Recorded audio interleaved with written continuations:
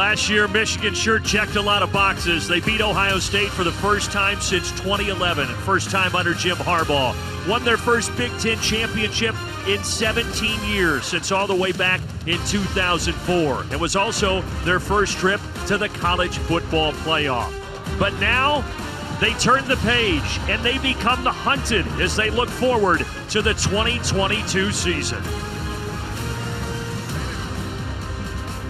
And we get our first look at the 2022 Wolverines today from Michigan Stadium with a maize and blue spring game.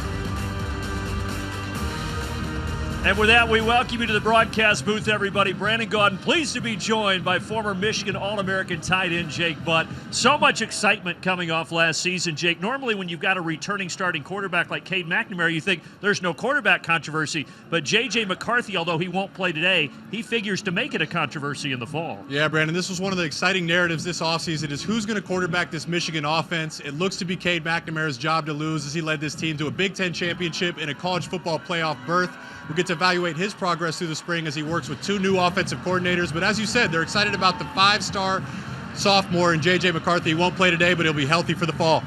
And then you switch it over to the defensive side, Jake. How do you replace the 25 sacks that were combined between Aiden Hutchinson and David Ajabo? Well, you don't just replace those guys. They're extremely talented, but there's a couple guys across this defensive line that coaches have mentioned that they're really excited about, starting with the nose guard, Maize Smith, a big boy to anchor the defense in the middle.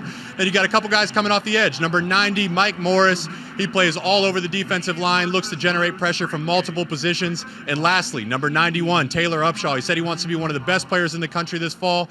He'll get a chance to prove that and show some of it this afternoon.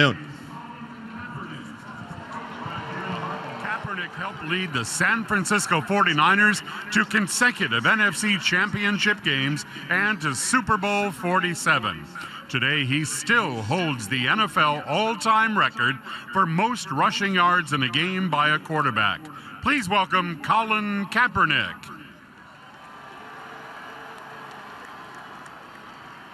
The game captains for Michigan for the blue team: Blake Corum, Ryan Hayes, Nikai Hill-Green, and Mike Morris. For the Maize team, Luke Schoonmaker, Mozzie Smith, Joel Honigford, and Mike Sainristil.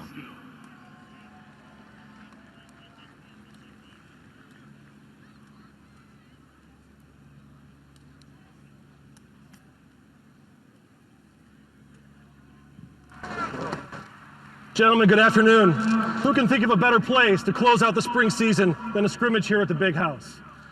Our honorary captain today, Mr. Colin Kaepernick, will toss today's coin. The Maize team will call heads or tails. What's your call? Heads is the call. Mr. Kaepernick, please. It is heads. Maize team, you've won the toss. What's your choice? Maize team wants to receive. Blue team, which way will we go? Kicking that way. Maize team over there, blue team on this side.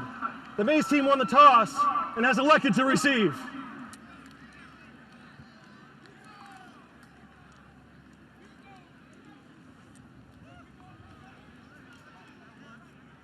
So yes, Colin Kaepernick, the captain. If you haven't heard the news, he is going to be putting on at halftime with a few free agents. For Coach Jim with the San Francisco 49ers, maintained a close relation. Been on hand all week in practice, the captain today, and we will carry his throwing exhibition at halftime live right here on the Big Ten Network. But right now, let's go downstairs and welcome in the third member of our on-air crew, more Michigan royalty, Devin Carter. Excuse me, Devin. How you doing? Thanks, Brandon. Hey, Michigan football is in a very good place. It's been a long time since they've been able to retain a coach and a quarterback from a Big Ten championship team. The last time, 2004, there was a lot of worry about Coach Harbaugh coming back. He's back. Cade McNamara is back with a lot of competition from the young J.J. McCarthy. They're going to have to replace on offense a lot of production from Hassan Haskins, but a lot of people are forgetting Ronnie Bell, the first game of the season, lost his season due to injury, and he is healthy and on schedule to return. And I talked to him. He said he's looking forward to giving a lot of effort and making sure those young guys are good until he returns.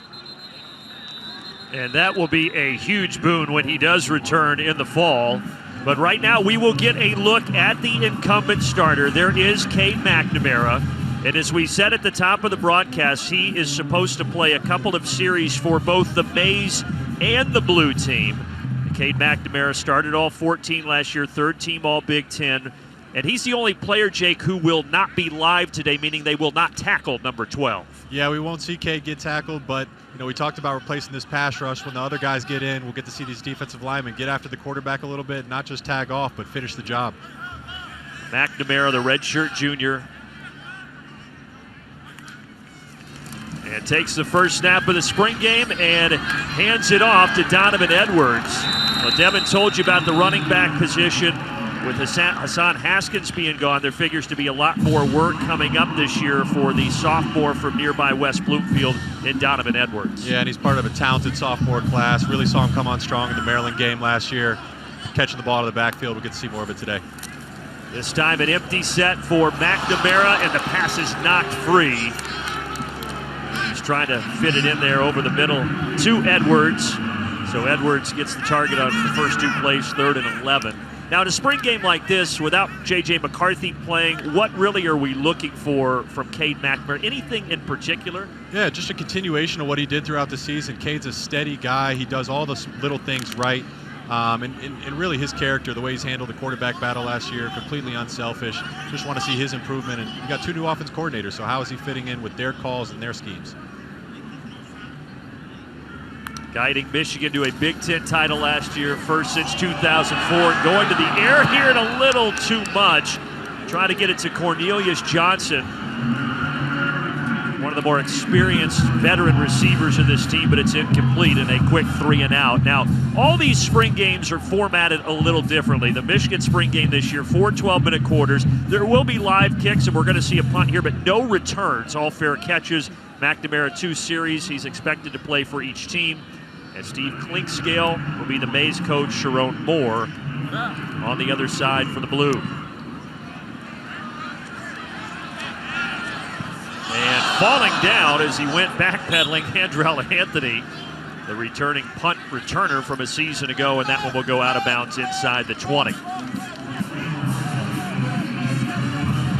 By the way, the punter who normally does the duties, Brad Robbins, and starting kicker Jake Moody are both out today. They will be fined for the fall, but you will not see either of the returning specialists here today. But it's interesting for McNamara. Okay, you go 3 and out. Normally you have to go over to the sideline, Jake. He comes right back and gets a chance with the blue team. Yeah, and I know he wants that last fade down the sideline back. He'll get a chance to come right back to it and try to continue a drive here with the blue offense.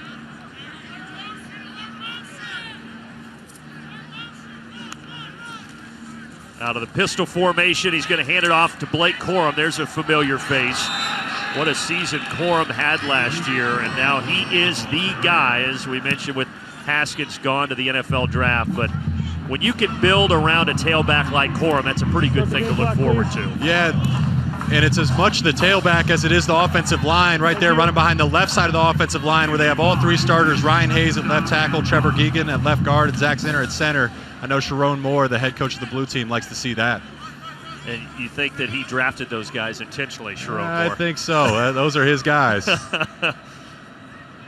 Sharon Moore, co-offensive coordinator this year, and he is the offensive line coach. And now airing it out here, downfield but incomplete.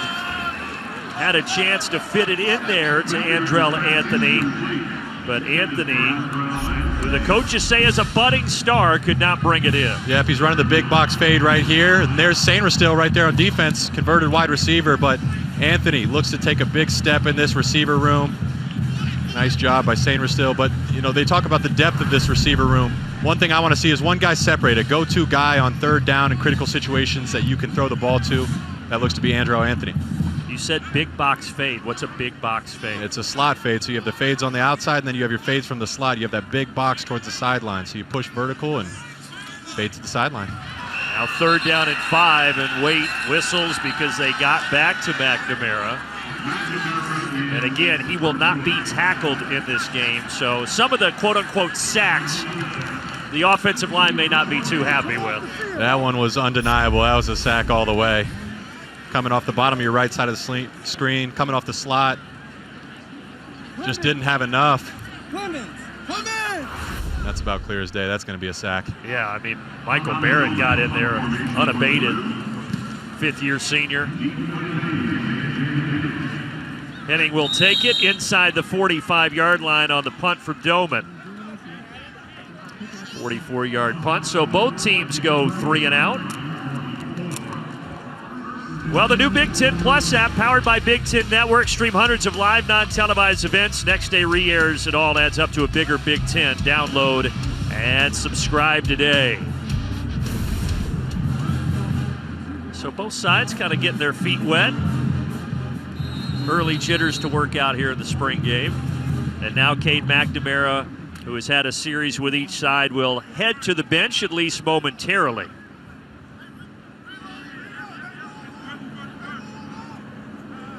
That's Davis Warren that has taken over at quarterback. Redshirt freshman, walk-on from Los Angeles. And his first pass, nice pitch and catch over the middle as he finds veteran tight end Luke Schoonmaker. I may be biased, but I like when they throw to the tight end. Hopefully we see a couple more of those today. Nice pitch and catch to get the drive going. Spoken like an All-American tight end. Jake Butt, Devin Gardner with me, and it's good to have you guys here to talk about a team that you know so well. And this guy that has taken over at quarterback, Davis Warren, has quite the story, and he's really impressed this spring. But it's a kid that overcame leukemia during his high school career, was a one-time highly touted recruit, but when he got sick, didn't have a lot of offers, ended up walking on here at Michigan. And he fires this one to the outside, in and out of the hands of A.J. Henning. And that'll bring up 3rd down. But what a story Davis Warren is, just to be out here playing for this Michigan team in the spring game. Yeah, and we'll talk about it. Quarterback position is so much more than arm talent. This guy exemplifies everything that means to have a high-character person in your room, what he's been able to overcome, and then not just come back to play again, but he's have a really good spring. The coaches have mentioned him as a guy that's really came on strong. I've watched him practices. He's made some unbelievable throws, and here's his chance to show it on live TV in front of a live crowd. Yeah, coaches have really talked glowingly about this young man and all that he's done to work to where he is right now. 3rd down, he's going to load up. Here is that arm strength, and it's complete down around the 10-yard line as he fits it into Donovan Edwards. Great pass and a great route by the running back, Edwards. We've seen it early. We talked about Donovan Edwards and his ability to catch the ball out of the backfield. He's all the way out to the left running a go ball. Davis puts it up top. He likes the matchup there on the linebacker with Nakai Hill-Green. Way to track it. That's just unheard of for a running back to be able to go downfield. State comes down in bounds. Big play. Seen some offense respond. You're seeing the versatility, to your point, of Donovan Edwards, a guy who had 20 catches last year, but this one is dropped by A.J. Henning. As we go back down to Devin. Yeah, thanks, Brandon. I talked to Coach Weiss about Davis Warren, and he was talking so glowingly about not only his ability to fight through adversity and continue on. Everybody knows about that story, but he said he is a talented thrower of the football. He has real-life NFL arm talent, and you saw it right there on display on that deep ball, and you can see I'm down here on the field. The ball is kind of jumping out of this young guy's hands, and he's not the biggest person in the world, so it's really, really impressive to see, and Coach Weiss was exactly right. Well, with that big connection, he's got him knocking on the door here for the first points of the game, and now they hand it off. Now we're going to get a flag here as Edwards is wrapped up right around the 10-yard line. First flag of the spring game.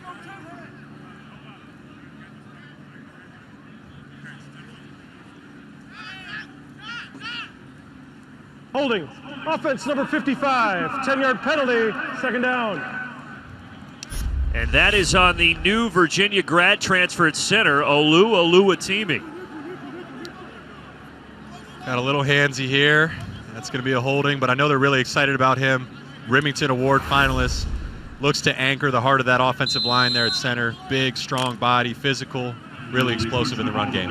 Yeah, the offensive line, and you were hitting on it earlier, but 3 starters back. Then you've got a Remington Trophy finalist who takes over one of those starting spots. So really the only spot up for grabs this year in the fall will be at right tackle.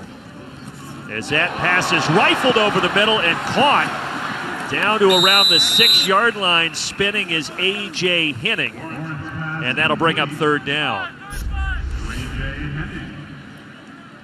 Coming back, dropped the pass earlier, just running a quick little slant. As Devin said, that ball just zips right in there. Nice catch, and you saw what he could do after the catch.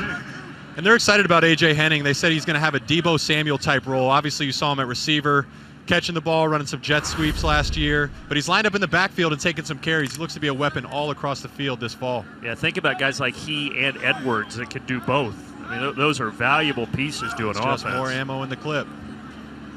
Jim Harbaugh is going to have a lot of it this fall, just like he did last fall. And missed it, trying to get it to Cornelius Johnson, but the coverage was pretty good by Will Johnson. And Will Johnson, who was the crown jewel of this 2022 class, the #1 cornerback in the nation, Jake. Yeah, and he leads a group of 13 early enrollees. He's obviously the highest rated, a 5-star, #1 quarterback in the nation. You get to see him in action right there, locking down Cornelius Johnson on the back shoulder fade. All told, for Coach Harbaugh, 13 early enrollees are here today. 12 of them will play. And Johnson, the headliner of the class, he breaks that up, and that forces a short field goal. And it is up, and it is good to make it 3-0.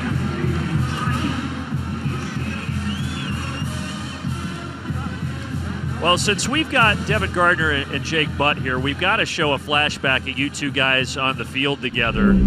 2013, you remember this play, right? Spider 2 wide banana, send it to overtime, only needs one hand. All day, Devin. That was there all day. And then the worst celebration in history, I got trucked by Devin Funchess right there. I was a freshman at the time, so we worked on it throughout the career. Devin, I think I blacked out. Devin, did he have the play call right? Oh, yeah, without question, man. I mean, that was a great catch, and that game continued to go into overtime, but we needed that bad, really bad. That was the Drew Dillio slide game. Clock's running down. Drew Dillio runs off the sideline, slides in. We get a last-second field goal to send it to the first overtime. It was a fun one. You guys got a lot of memories. Devin Gardner, who threw for over 6,000 yards and 44 touchdowns as Michigan's quarterback. You had 138 career receptions as a tight end here. But now, I'm sorry, you guys are old, and now you got to be joining with me here to talk about the game. So one more look at this play from back in the day.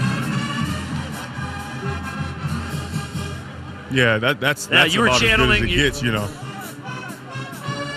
He was channeling his Odell Beckham Jr. there with a one-handed catch. Right. Yeah, you These know, current tight ends, they got a couple one-handed Odell. catches. And we saw from the current tight ends as well last year with Eric All having a one-handed catch, Luke Schoonmaker a couple one-handed catches. Can't wait to see what they can do. Yeah, the tight end crew, I mean, they pretty much got everybody back. Yep. Talk about tight ends. We got Devin Funchess down here, another great tight end at one point that switched to receiver, and here comes Blake Corum right at me. Get out of the way. Good run by Corum as he takes it for 18 yards on that right side to start the drive. Little counter play, starts left, comes around the right side of the offensive line.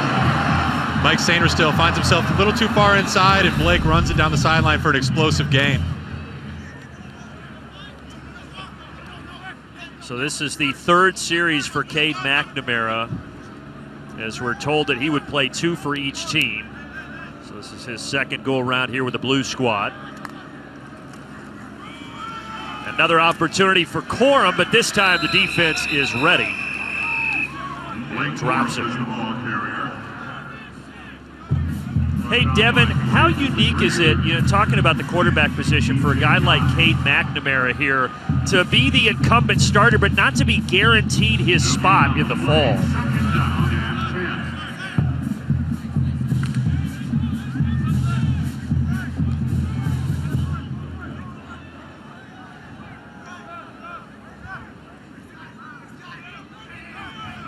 Second down and 10 after no gain on that last play with Corum.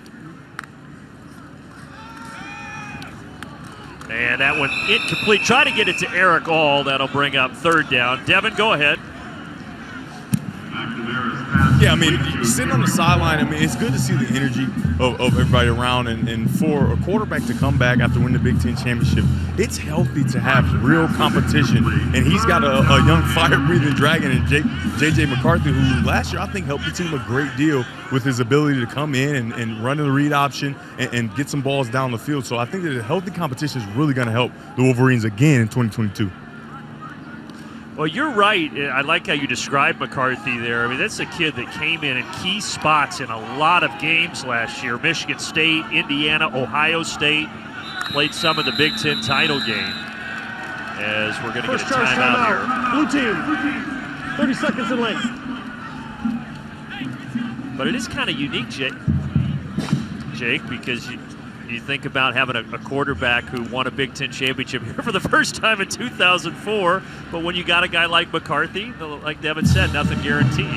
Yeah, and I think it speaks on these guys' character for them to both have handled the situation so well. It's not easy when you want to be the guy, you believe you are the guy, but you got to split time, and it's hard to come in the game out of rhythm and make plays, but they've done a good job, as much as I know they're competitive and want to beat each other out, of being complimentary and just doing what's best for the team. There's McCarthy again, not playing today because of a shoulder injury, but they say it did not require surgery, and he'll be on track to return for fall camp. Now we'll flag, and this is going to be a false start. Offense number 77, 5-yard penalty, third down. That's on Trevor Keegan. Next Saturday, more spring football starting at noon. The Boilermakers will be in action. And then at 2 Eastern, Nebraska will go to Lincoln for the Nebraska spring game. That's all on the Big Ten Network next Saturday and also on the Fox Sports app.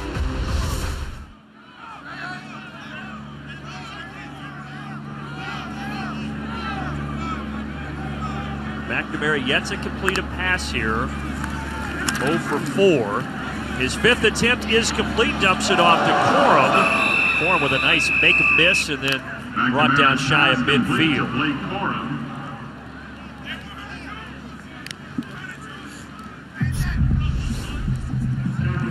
This is one thing I like about Cade McNamara. You know, he doesn't always make the 60-yard throw downfield, but he lets the game come to him. You know, these checkdowns, they're not the sexiest throws, but they're what the defense gives you. You know, you don't need to try to be a hero on 3rd and 15. Just gain some of it back. Sometimes Blake Corum, he can make some guys miss. Made one miss, but not enough. So on 4th down, a punt from Tommy Doman. And a fair catch right around the 10-yard line.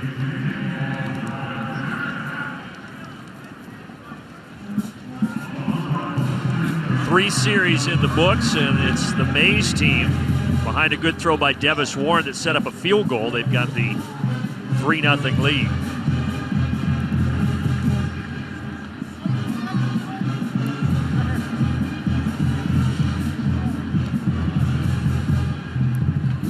So this figures to be McNamara's last series as he'll step back in here with the Maize crew.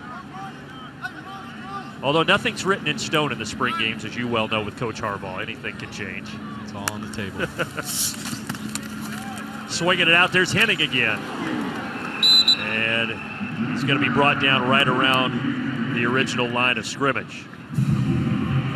You talked about Henning. Last 2 years, 16 receptions total, but they really feel like this could be a breakout season for him. Yeah, and the receptions don't tell the whole story. It was the timely, explosive plays when you hit him on a jet sweep or when you needed him most.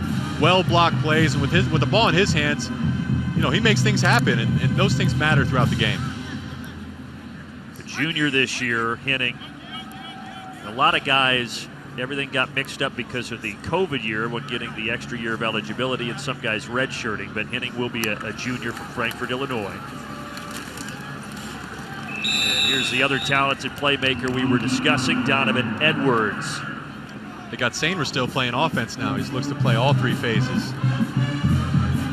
Yeah, Mike Sainer still, number 0. He's a guy who they thought was going to be switching over to play nickel corner, but still in his old receiver position. You're right. Swiss Army knife. When they asked him, Coach Harbaugh came to him and said, "Are you willing to play defense?" He said, "Coach, I'll play center if I have to. Anything for the team." So, and he's done a great job this spring. They're really excited about his instincts and the way he's progressed in that nickel corner slot. Another veteran, a redshirt junior. 3rd down and 8, and that's complete to Henning, but he's going to be about a yard shy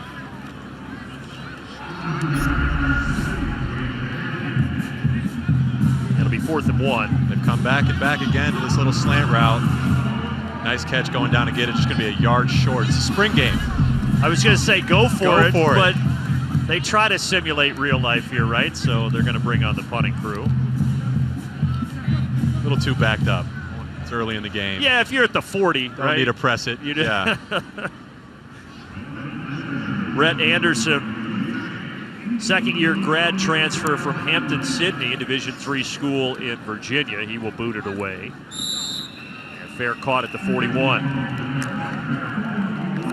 Well, so far, it seems like the defense maybe a little ahead of the offense here, Jake. And that was a little shocking. You know, we thought the offense was going to be the strong point with all the returning pieces, but defensively, under Jesse Minter's new scheme, they've been looking strong. Yeah, Jesse Minter taking over for Mike McDonald. McDonald, defensive coordinator last year, went back to the Ravens to be their defensive coordinator under Jim Harbaugh's brother John, of course.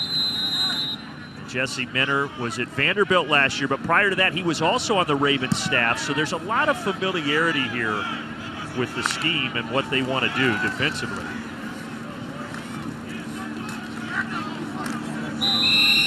Short run, maybe a yard out of that. But they are hoping with Jesse Minter that means a lot of continuity on the defensive side of the ball. Yeah, and both him and Steve Klinkscale have emphasized this is year 2 of the same defense. There's going to be a lot of carryover. They come from that Baltimore Ravens scheme with exotic blitz packages, disguise coverages. And, you know, we talked about losing those guys off the edge, David Ojabo, Aiden Hutchinson. You're going to have to rely on a schematic blitz package to get some of those pressures back.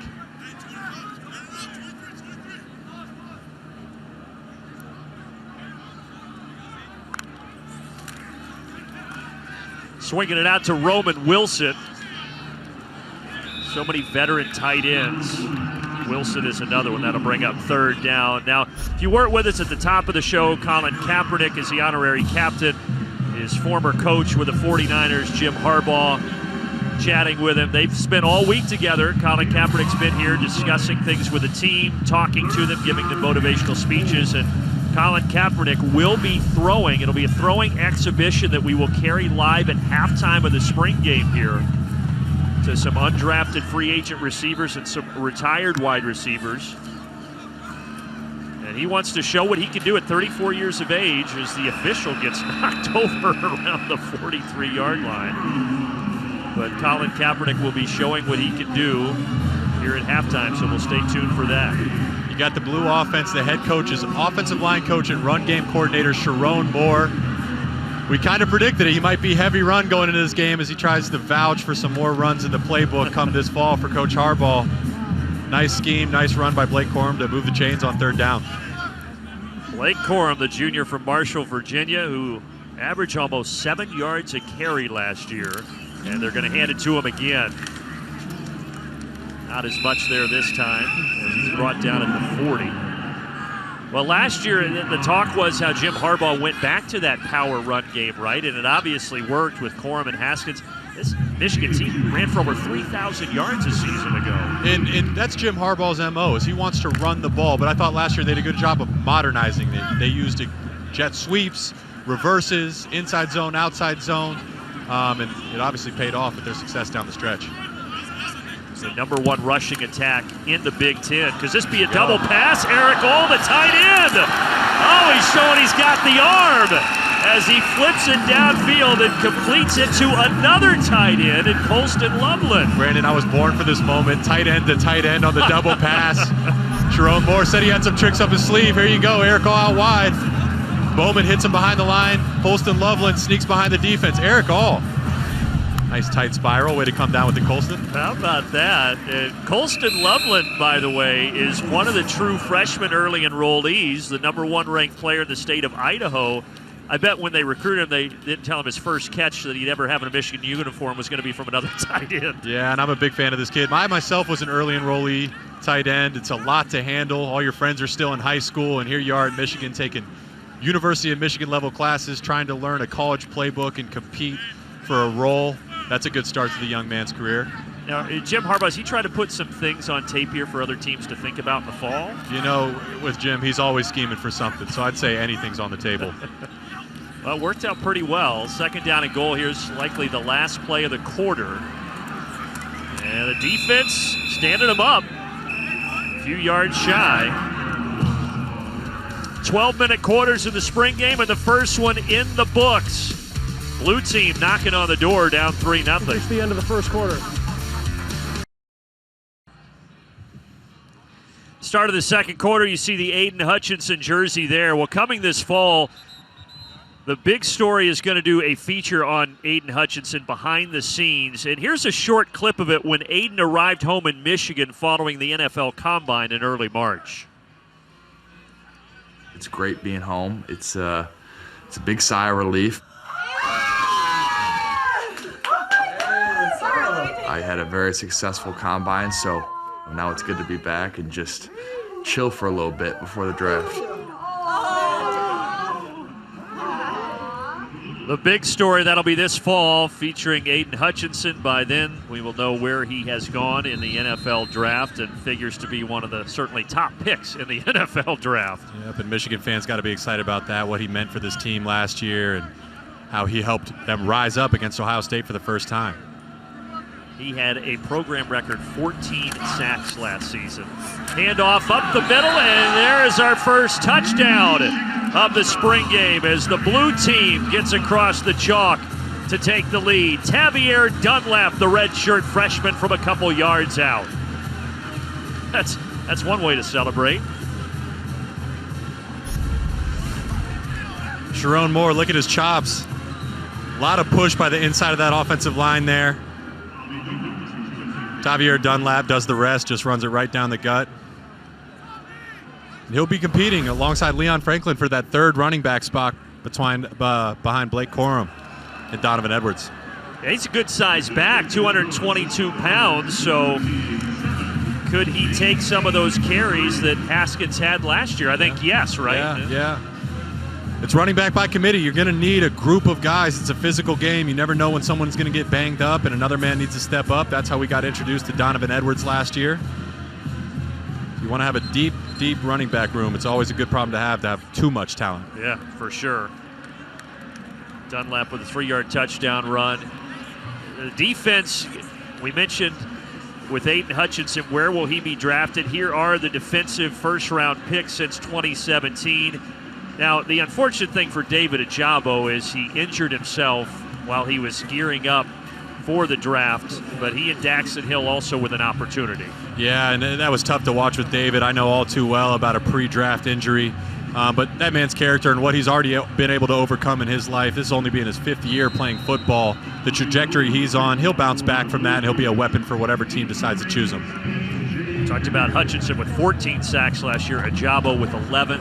Mentioned that at the top, the defense having to replace a combined 25 sacks from those two guys. And as you said, Jesse Minner figures it out, new defensive coordinator. It's going to be by committee. You can't expect 25 sacks from 2 players. Right. And those guys are special. I mean, it's a strange problem to have. You don't have 2 elite pass rushers every single year. So we see some guys that played behind them last year. It's not necessarily that they're slouches. You know, these guys are talented guys. They were brought here for a reason. This is their chance to step into a bigger role and prove themselves and potentially get a chance to sneak into the NFL draft next year themselves.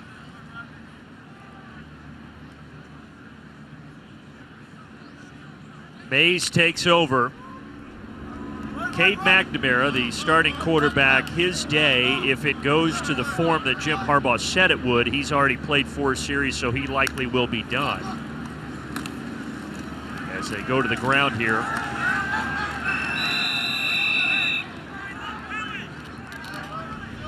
And a 7-yard carry. The new look defense, talked about Jesse Minner. The key losses, in addition to Hutchinson and Ajabo, Hill and Ross on the back end.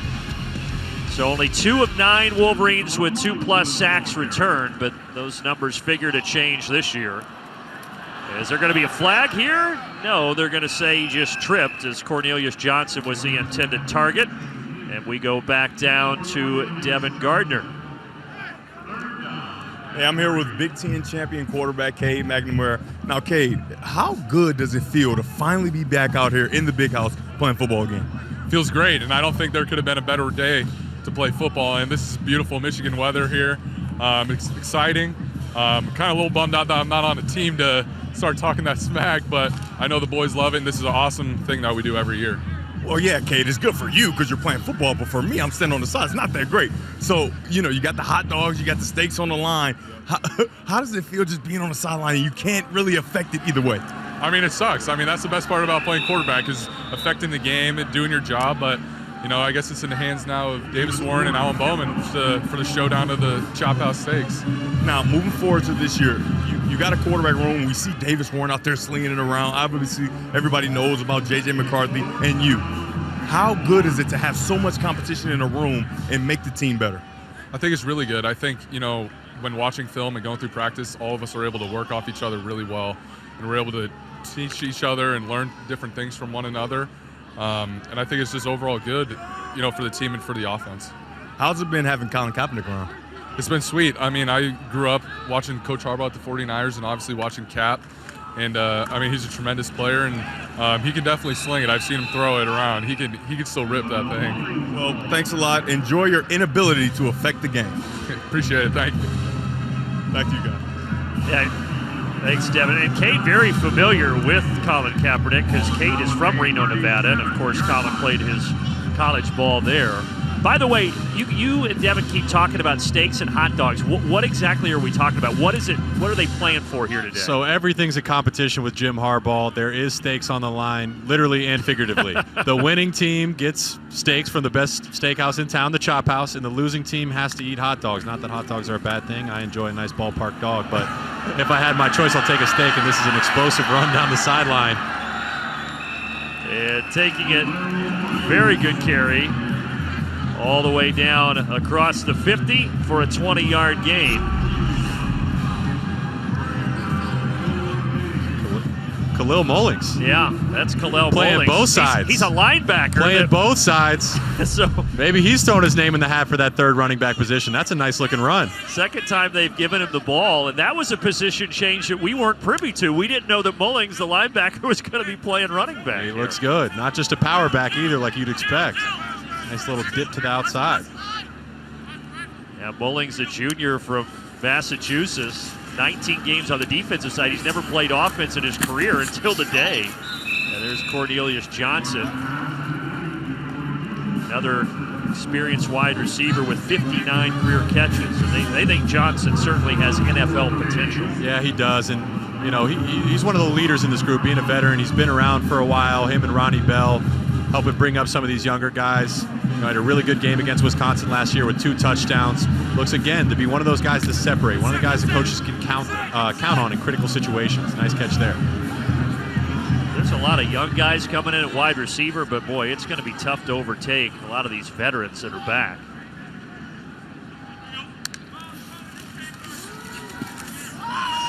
Ooh, that pass high, almost intercepted. Yeah, guys, I think a lot of people are forgetting how deep this receiving group is. You got Sam Steele, who's playing a little bit of defense, but he's talented receiver. Cornelius Johnson, you saw him, his catch and run ability. Ronnie Bell's going to come back. And the speedster, Roman Wilson. I mean, this group is about as good as they have in the Big Ten. That's right, Devin, and we've seen A.J. hitting as well. Then you throw in Eric All in the tight end group and all of them coming back. There's going to be no shortage of targets for McNamara. Right now the quarterback again is Davis Warren, the walk-on redshirt freshman, but I'll tell you what, man, he spins a pretty nice ball, and another example of it right there to Cornelius Johnson. He's looking good, marching this Maize offense right down the field. To sprint out, his initial read wasn't there. Buys some time, rips a nice throw to Cornelius Johnson, and just continues to move the chains. Coaches said they realized how good this kid was last year. He was 3 times named the Offensive Scout Player of the Week. Yeah, and that's valuable. Again, everything's a competition for Coach Harbaugh. You will be rewarded for your efforts in practice, and it's pretty apparent his talent, what he's been able to show this afternoon so far.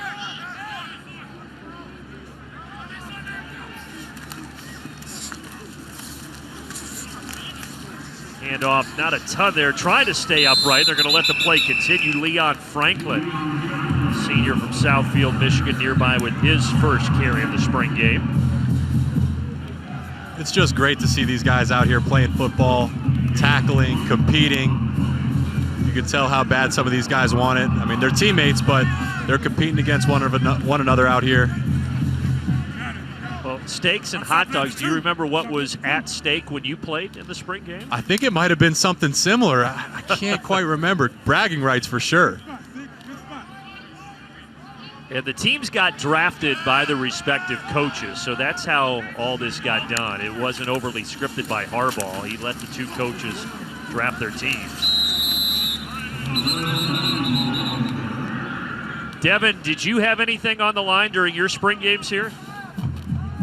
Yeah, Jake, you got to remember the pork and beans and hot dogs and then the steaks, right? You know, pork and beans and hot dogs makes the meal a little bit more fancy, if you will. You know, they just get hot dogs. We had pork and beans and hot dogs if we lost. Man, yeah, I want the steak. That's what I want.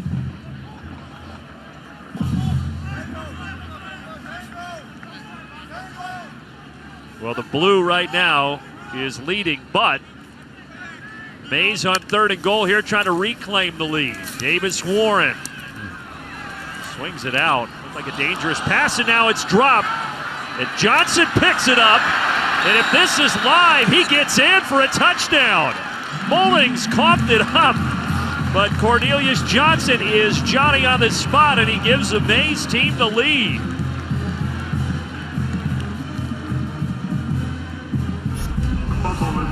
This is just how Clinkscale drew it up. We saw the trick play with the blue team, and here's the Maize team. The fumble-rooski. Cornelius Johnson finds a way to get in the end zone. Ruling on the field was a fumble, recovered by the offense, and was down in the end zone for a touchdown. That play is under further review. Oh, so we have reviews. DB Sports in the house, so they're going to actually go and take a look at this. There's stakes on the line. Of course, there's got to be a review. Got to keep it true. What? I thought his knee was down. Yeah, it was this close. One might be coming back. It was close. And again, that's Kalel Mullings, a linebackers playing offense here, who fumbled the football. A little dangerous to reach. Don't know if he was going to get in the end zone anyways. That's close. I think it was starting to come loose right there. Again, they need conclusive evidence to overturn it. Well, this is where the linebacker can be educated, right? You can't be loosey-goosey with a football. Yeah, he hasn't been playing running back that much spring, so he's probably getting back into it a little bit. Definitely got to have better ball security inside the 5-yard line. Not really the time to reach there, not even close to the end zone. That was Caden Colasar who knocked it free, number 35.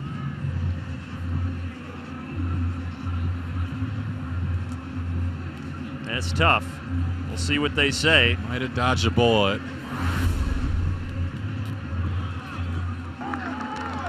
After review, the runner's calf was down with possession of the football at the 3-yard line. The ball will be placed at the 3-yard line, or it'll be 4th down. Calf, knee, you know, one of those body parts. It looks like he just got it down there, dodges a bullet. We'll get a chance here. So, instead of the touchdown by Cornelius Johnson, it's now 4th and goal, and they're going to go for it from the 3-yard line. Why not? Let's see what they got drawn up. Both coaches said they had some tricks up their sleeves, so this would be a time to try to scheme something up. Well, we've seen the one trick play so far. That was the tight end pass from Eric All. Warren's going to roll out, fires a strike, but it is incomplete. Again, trying to go to Cornelius Johnson. But Miles Pollard was there to help knock it free. And I think German Green here on the outside he's playing the fade, reads this flat route, comes up and breaks that ball up. Great instincts. Great job coming downhill, getting a hand in there, breaking the ball up, and saving some points for the blue team. He wants the stakes. Yeah, Green, of course, his twin brother, Jamon Green, is a defensive back as well. Those two guys from DeSoto, Texas. That's a 5th-year senior making a play and giving his team the ball back.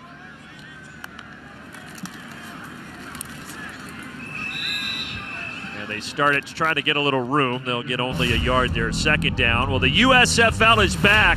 Starts April 16th, a historic inaugural game. The New Jersey Generals, the Birmingham Stallions, in primetime on Fox and NBC.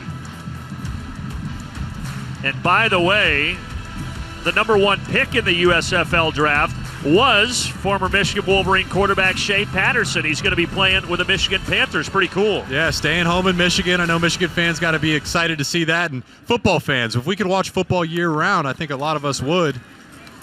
USFL coming in clutch with that one. Excited to tune in. Yeah, it's going to start in 2 weeks. And Patterson's not the only Michigan Wolverine who's going to be playing in the USFL. You also have Carlo Kemp, Channing Stribling, Davion Smith. Yeah, I played with a lot of those guys. Carlo, Channing, Davion, played with. No, they're excited to get out there and compete. Anytime you step on the football field, it's a blessing. I know these guys are excited to go out there and play some more football. And an opportunity. The USFL is a league that is going to be high-level football, and also a chance for NFL teams to watch that and potentially pick a guy or two up from there as well. 3rd down and 7. In at quarterback is Alan Bowman, the second-year Texas Tech grad transfer. But he misses wide there, and 4th down, they'll have to punt it. Tough one. When you're backed up inside of your 10, they say don't worry about scoring a touchdown. You just want to get a couple first downs just to give your punt team a little bit of room. Just a little outside for Darius Clements there on the outside. Just missed them, so they're going to have to punt backed up. Maize team should have good field position. But I think what we're seeing, look, McNamara and McCarthy are the top 2, but it seems like Davis Warren and Alan Bowman probably next in line at that quarterback position. That's right, and there's value to having depth in that quarterback room, because when you're on the field as a quarterback, you can only see so much. You want to see it all, but when you come off to the sideline, you want to have those guys in your room on your corner saying, hey, Cade, hey, JJ, here's what the defense is doing. Here's what you might be missing. Here's a way you might be able to attack differently. So having guys that have played the position, that understand the position, it's really invaluable for whoever that starter is in commanding the offense. And McNamara, his day is done. Only guy wearing the white jersey, because he's the only player that, as we said, wasn't live today. They could not tackle him, but everybody else is fair game. That's you when could tell. That's when you know you're important. That's right. And you could tell the guys love him. There he is, chopping it up with the big boys up front, the offensive line. They love Cade and the way he carries himself and takes care of them. He took him to the chop house last year. Oh, did he? After that? Was that a postseason celebration thing? Yeah, I think so. Got to reward the big fellas up front. Now Warren back out there, scrambling to try to get a few yards. Well, pregame, Colin Kaepernick. And who else is here? Spike Lee. Yes, that is Spike Lee, who wanted to come and support Colin Kaepernick and be here for his throwing exhibition at halftime. And we're going to carry that live and see what Colin Kaepernick has here. We'll carry every single throw for you right here on the Big Ten Network. Did you know Spike Lee was in the house? I did, and I'm used to seeing him courtside at the Knicks games, but he right. looks good in Maize and blue. That's right, from the Garden to Ann Arbor. And a strong run up the middle. There's Leon Franklin again, 206-pound back, who had 8 carries last year in his junior season. And now a senior, and he picks up 4 yards there.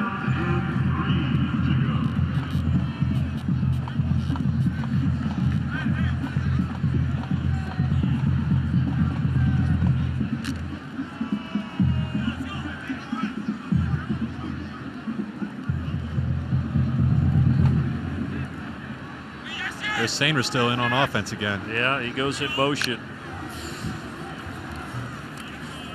Warren throws it across midfield. Nice ball. Good catch. Complete for the first down to A.J. Henning.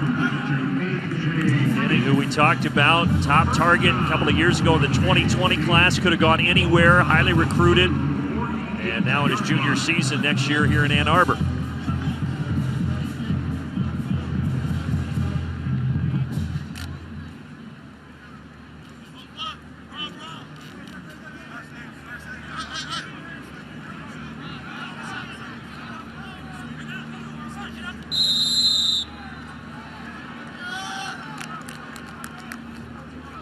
got a flag coming in here. Looks like it's going to be against the offense.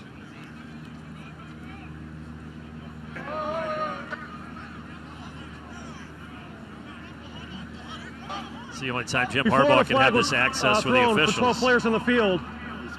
The Maize team took their first charge timeout. 30 seconds in length. Okay, so no flag. So we saw Colin Kaepernick with Spike Lee, but, well, Hunter Dickinson was also down there, fresh off taking the Wolverines men's basketball team to the Sweet 16. And he got to chat pregame with Kaepernick as well. A lot of dignitaries in the house, including, of course, you and Devin.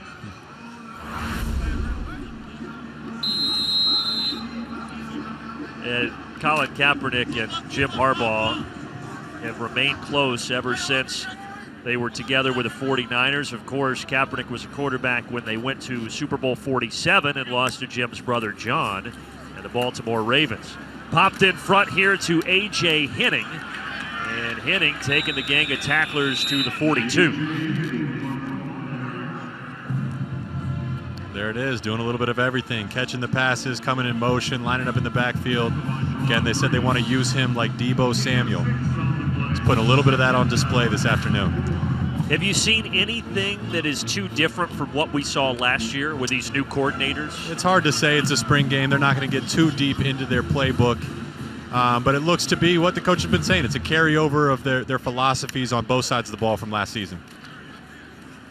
Devin, what about from your vantage point down there on the field? What do you see? One thing that's really interesting, if you watch Michigan play last year, they went super fast. I don't know if anyone's noticed, they're huddling a lot more, right? Getting in the huddle, allowing the offensive line and the receivers and everybody to look into the quarterback's face, and it allows for a lot of different checks and different things, maybe 2 plays to be called as well. Got a little intel on that. I think they didn't want to show too many signals on the sidelines right now, so they said they were going to go more huddle this afternoon. So that's just if other teams are watching, they don't want them picking up on a lot of secrets. Correct. Okay. I believe they're still going to be up-tempo this fall.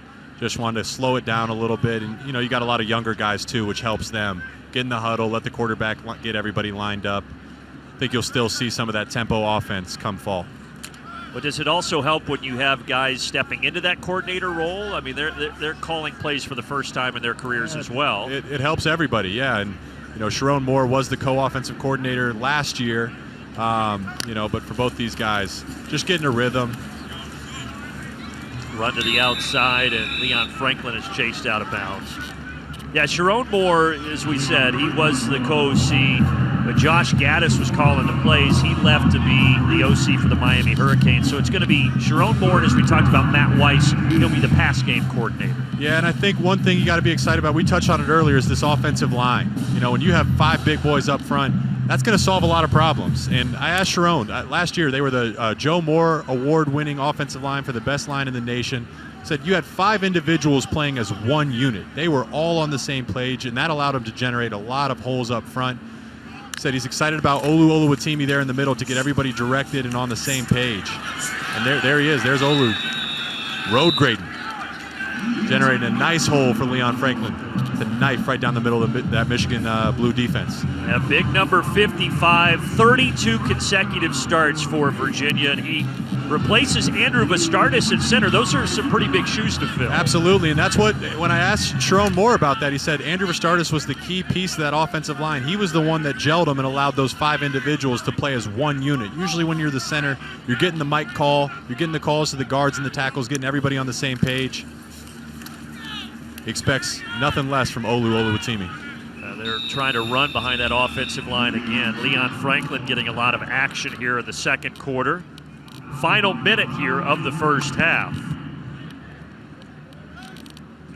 He's a big boy, 6'3", 310-pounder. Remember, his brother was a defensive lineman at Maryland a couple of seasons ago as well. So 2 Big Ten brothers, with Oluwatimi now playing at Michigan. You got to be big and strong there at the center. You got to generate a lot of force and just a little bit of space, but he can move really well too. He's the total package, obviously a Remington Award finalist. Yeah, that's for the best center in college football. Swinging it out, Johnson. And Johnson down to the 12. your eye on the clock here. 20 seconds left after that 11-yard gain, and they're going to take a timeout. Thought Johnson could have done a better job of getting out of bounds there, knowing the clock's ticking down, trying to save a couple timeouts. 30 seconds in length. But I know the Maize team is thinking 6 here. Trying to take the lead back down in the red zone.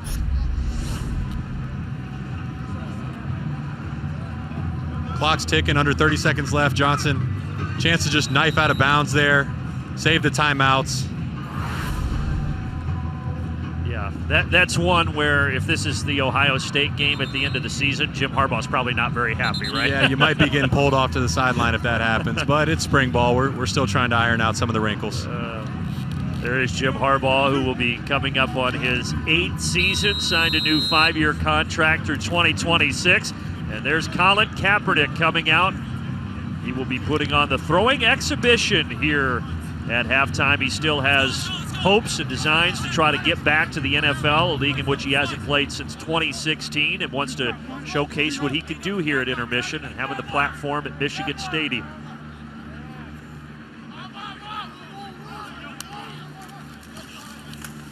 Now they're going to run it here, so that's interesting. They do have one timeout left, but not able to generate anything there with Leon Franklin on the right side. Looks like they're going to try to keep that timeout. And now they're going to use it. So, oh, man. Yeah, not good clock management there. First timeout, Maize team. Their 3rd and final of the half. Yeah. That's a tough one. Matt Weiss is the passing game coordinator. We just talked about it. He's stepping into this new coordinator role. I think he'd like to redo that one. Wanted to probably assume, maybe not even start with the run, maybe take a couple shots at the end zone. But if you are going to run the ball, you got to be ready to call a timeout to get your offense in another situation. Now you have no choice but to kick a field goal, and a field goal, frankly, you're still down 1 after that. So I guess this is probably the good time to learn the hard way, though, right? And like we just said, that's spring ball. That's what spring ball is for. It's as much for the new coordinators as it is the players. Everybody's learning. Plenty of time to put it on tape and teach it. Field goal, 31-yarder is good for Rhett Anderson.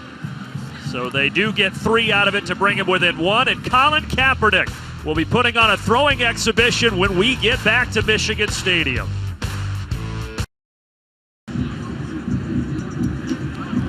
Halftime at Michigan Stadium, and Colin Kaepernick is set to put on a throwing exhibition here with a few undrafted free agent and retired wide receivers.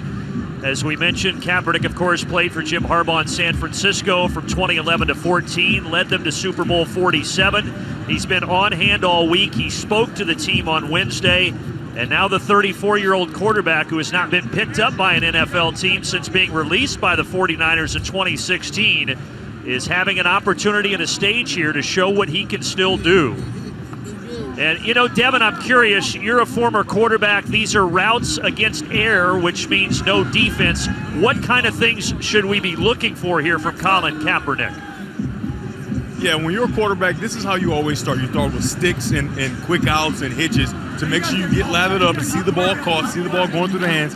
And as you can see at this onset here, he's making really good throws and they're on target. And the ball placement is very important. Outside shoulder on hitches and on the outside shoulder on these outs, just like that.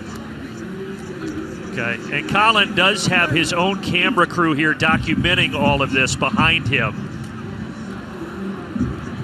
as he tries to get into a rhythm here in Michigan Stadium. And he's had a couple of workouts since being let go in 2016, but this is really the first one that's been widely publicized. So it's interesting to see him back out on a football field. It's good to know also, as a quarterback, a lot of these routes are timing routes, right? And these are guys that he just met, right? He got a chance to get some walkthrough with them and some warm-up with them, but he doesn't know these guys like you would know as a quarterback on a team where you've worked with a guy all summer.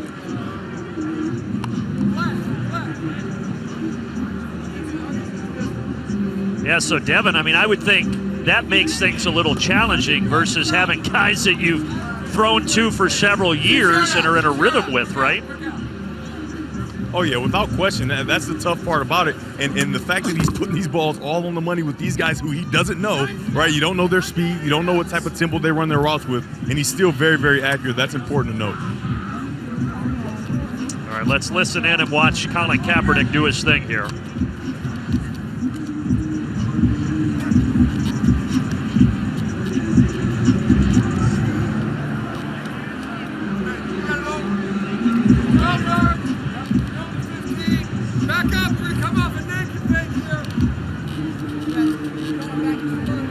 So when Coach Harbaugh says naked fade means play action, he's going to come around like he's on a bootleg and get this over route across the field. They move to the more intermediate throws.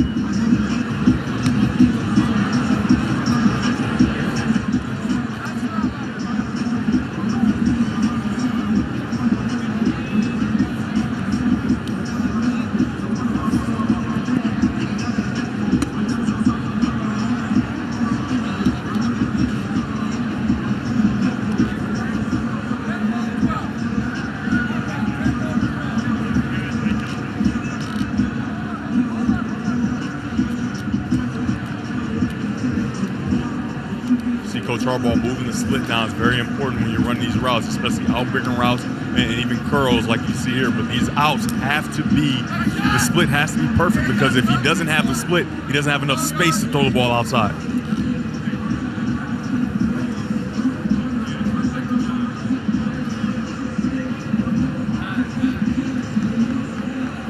I think in these route versus air sessions, you know, the completion is the floor. You got to throw a completable pass. But Devin, you touched on it early. The location of the passes, you want to be almost perfect. You want it on the right shoulder. You want it right at eye level, chest level. I think Colin's done a really good job of throwing really good location balls so far. Yeah, I think so. And he's got a lot of curves, right? He comes out, no sleeves, no undershirt, right? It's kind of cold out here, and he's throwing these balls, and they're accurate. Still got a lot of zip on that. Ball's jumping out of his hands.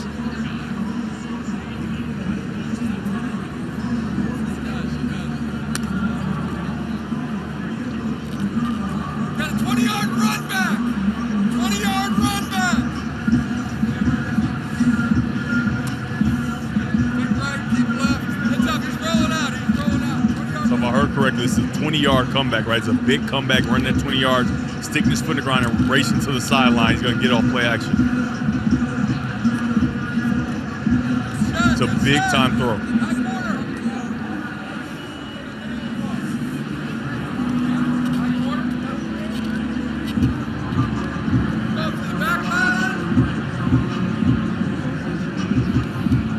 All right, here's a big corner from the slide. He's going to take it vertical, and he's going to go for the back pylon. We're going to lay this ball up and drop it right over his shoulder.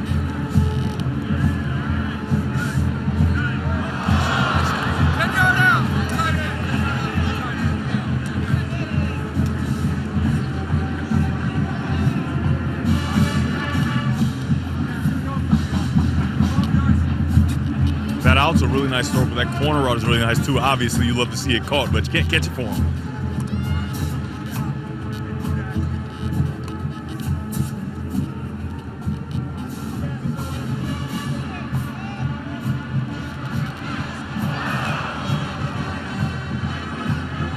When you get NFL guys, you're going to get a chance to make those balls caught.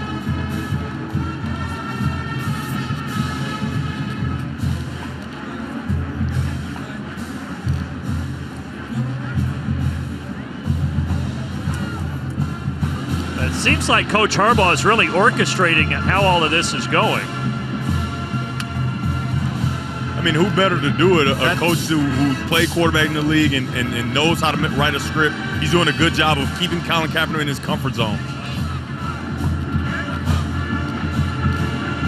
That's how these sessions usually go. Working off a script. I know they were walking through some of these plays last night. I think he's going to go with a bang here where he's going to hit his back foot and drive the ball right in his face. That's an NFL throw. Timing throw, great location. Yeah. Once again, very difficult to have timing with guys that you do not know, especially on bang gates, and Jake Butt can attest to that.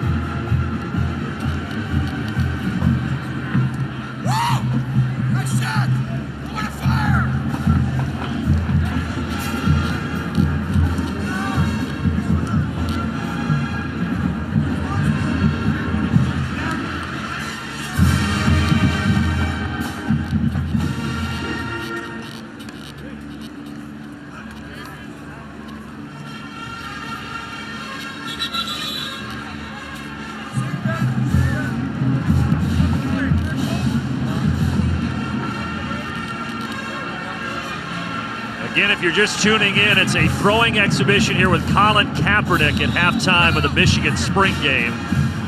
Colin teaming up with his former head coach in San Francisco, Jim Harbaugh.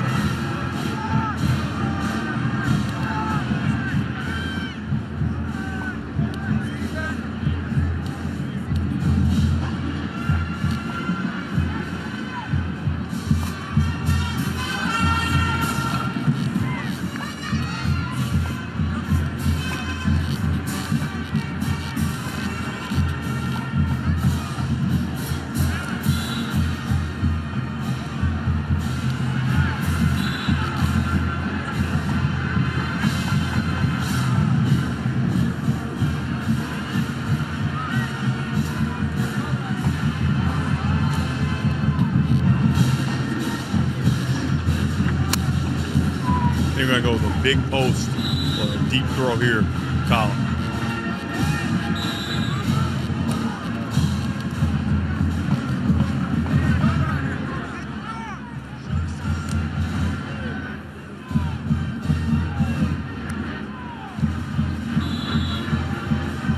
Devin, are these sessions usually this long? Is this about how it works? Brandon, I'm just telling you, he's got to be gassed, right? I mean, a lot of people think of quarterbacks as guys not running around as much and stuff like this, but all these drops and naked bootlegs and different things, this is very, very tiring, and it can be very taxing, especially in cold weather like this. Yeah, that's what I was thinking. I mean, as a quarterback, this is about the amount you throw in a full football game, and it's condensed down here into 10 minutes. You're exactly right. You got the band playing, you got the players running out on the field. I mean, it's a lot going on. And you mentioned it's chilly, and it is. That's a pretty ball there.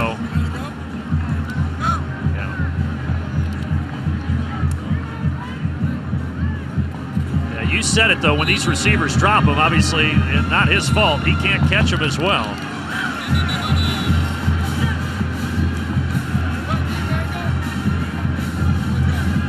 And I'm out here, man. I'm just telling you, the conditioning of the receivers is important as well, right? These guys are a little gassed themselves.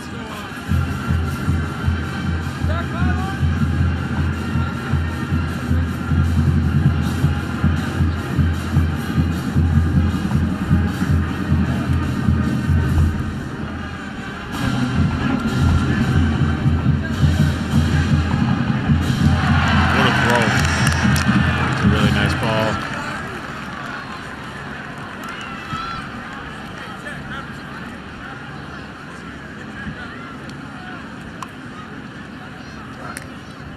See Colin kind of starting to take control. Hey, I want this receiver. He's getting to know him a little bit as he's been throwing, and he's picking out which receivers he wants, and he obviously made a very good choice on that one as he runs right up underneath it. Looks like that may be the one to end on right there.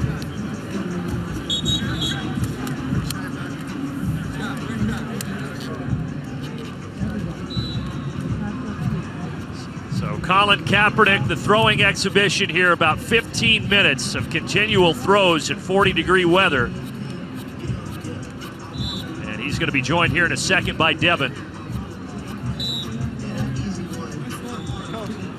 All right, let's bring him in. Let's go down to Devin.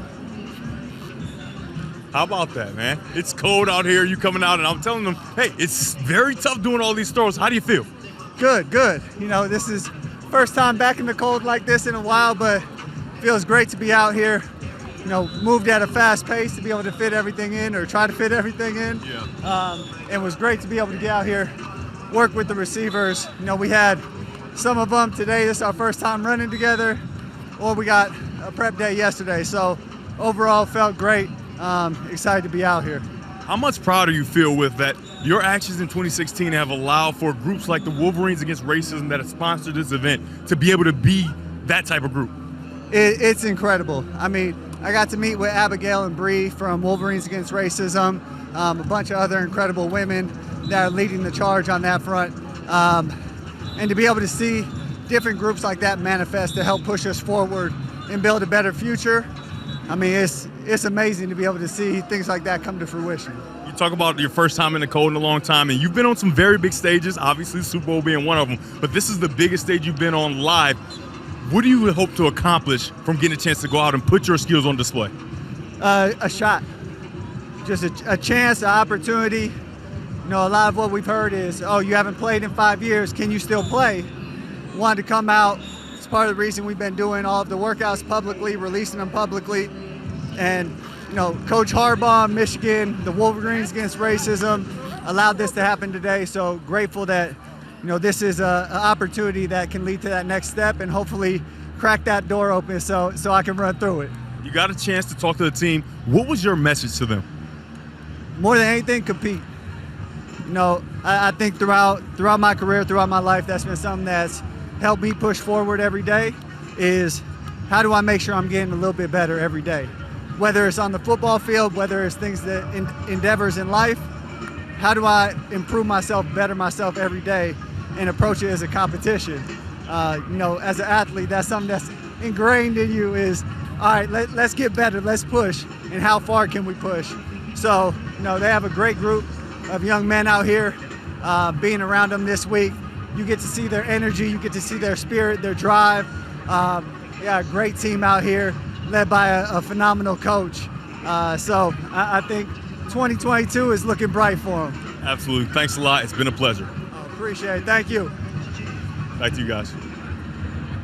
All right, Colin Kaepernick, 34-year-old quarterback, trying to make a comeback. Has not been picked up by an NFL team since being released by the 49ers back in 2016. Second half of the spring game coming up.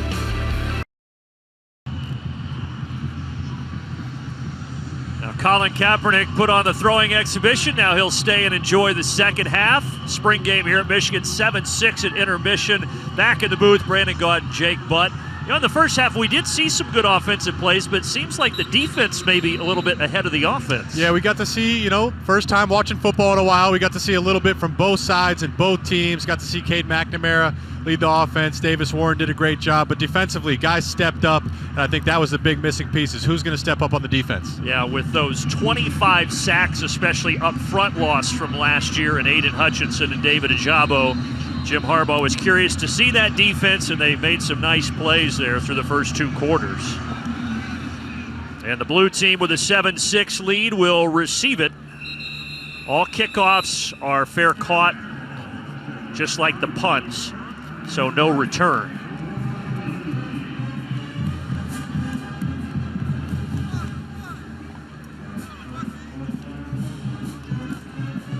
And for the blue team, it's going to be Alan Bowman again, Texas Tech transfer. When he came here 2 seasons ago, he had eyes on competing for the starting job as a guy who had 16 starts at Texas Tech and threw for over 5,000 yards as a Red Raider, but has not started a game in his Michigan career. High snap. And turns around and hands it off. There's Tavier Dunlap again, but he is dropped quickly right around the line of scrimmage. Kayshawn Bennett, redshirt freshman, making the tackle.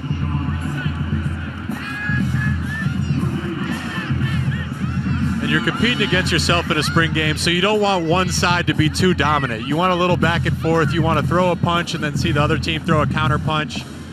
Nice start for the Maize defense here. If you weren't with us in the first half, Jake and Devin told us that they're playing for the winner gets steaks and the loser has to eat hot dogs in this Michigan spring game. Short run there will bring up third down. Getting an extended look at Tavier Dunlap, 222-pounder from Texas, was the 19th running back prospect last year in the 2021 class.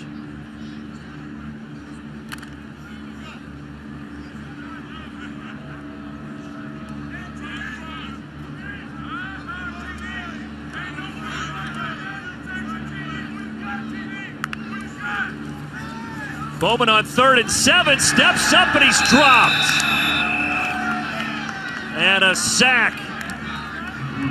Chris Jenkins, redshirt sophomore, one of those guys they're hoping will step up this year, getting to Bowman. Inside move, Chris Jenkins with a little rip and swim. You don't usually, the quarterbacks aren't usually live in spring. This is these guys' chance to go in there and get a real sack, get a hit on the quarterback and celebrate. Earned it. A 7-yard loss. You think Jenkins is a guy who's going to play a bigger role this fall, Jay? Yeah, he looks to start next to Maize Smith and anchor the inside of that defense. He's been a guy that coaches have been talked about quite a bit. One thing they talk about is Mike Elston, the D-line coach, came over from Notre Dame, and he coached some productive defensive lines at Notre Dame without really having generational talent. So as you look to replace these guys we're losing in the first round, they call him a technician, a guy that's going to raise the floor, teach these guys the proper technique, allow them to perform at a high level this fall. And Elston was at Notre Dame with Brian Kelly, played outside linebacker here at Michigan in the mid-90s. And they're happy to have him back. Jim's done a good job bringing a lot of former players back on the staff. There's one former player going back from every staff all the way back to Bo Schembechler. Wow. Understanding, the Michigan values, take great pride in wearing the maize and blue and representing the winged helmet. Well, that's something. So he's got one at every level from every generation. Is that pass, good pass, but incomplete. Joe Taylor, sophomore from Chelsea, Michigan, unable to bring it in. Mike Hart, another guy. Ron Bellamy. Got Denard Robinson, fan favorite, back in the staff in the recruiting department. It's good to have. I mean, you think about that. Like you said, it means something to those guys coming back to coach. It's also good to have them as disciples for these players. Yes.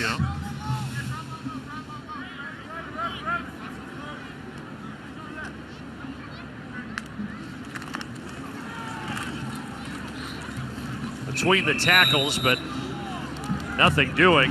Just shy of the 40-yard line, and that'll bring up 3rd down.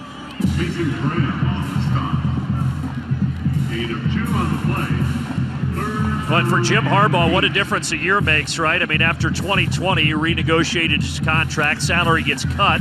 Then last year, you win 12 games in the Big Ten title and a 5-year contract extension. It's a complete 180 where they are this spring from where they were last spring, and that's just a credit to Jim as the leader of this program, bringing in new faces on the staff, navigating the adversity, and performing, winning a Big Ten championship in a college football playoff, beating his rival Ohio State. But one thing these players talk about is they're not satisfied. They want more going into next year. And here's a beautiful shot of it. Man, the emotion, Aiden Hutchinson, it just gives you chills. And there it is in the Big Ten championship. You said it, first Big Ten title since 2004, first time beating Ohio State since 2011. First trip to the college football playoffs. So to continue on that point, now you feel like that foundation is set moving forward. Absolutely. And one thing I've been thinking about is for these veteran players, they've been a part of a losing team and a winning team. So they have perspective for what losing looks like, and they want to avoid that, and they know what it takes to win, and they want to emphasize that. So from a leadership standpoint, especially on the defensive side of the ball, you lose Aiden Hutchinson, you lose David Ojabo, you lose Josh Ross, but you have guys that are experienced and understand winning and losing. And this is the schedule that the new crew will face starting this fall. You think about that non-conference, there's no huge games, but maybe a good way to ramp up, Jake, into the conference season. Absolutely. It should be a good intro. It's a couple new faces, ease into the season, learn your identity, and then I'm looking a couple big games. They dump it off here and racing out of bounds after an 8-yard game. What else are you looking at? A couple thing I'm noticing here is you got Penn State and Michigan State at home where they had to go on the road last year, but they do have to travel to Columbus on November 26th. They're going to have to face the Buckeyes on the road. Another one to look out is Iowa, at Iowa and Kinnick Stadium. That's been a dangerous place. Michigan has struggled there. My senior year, we lost to them on the road in a critical game. It's always a tough place to play. But the first 4 will be right here at the Big House.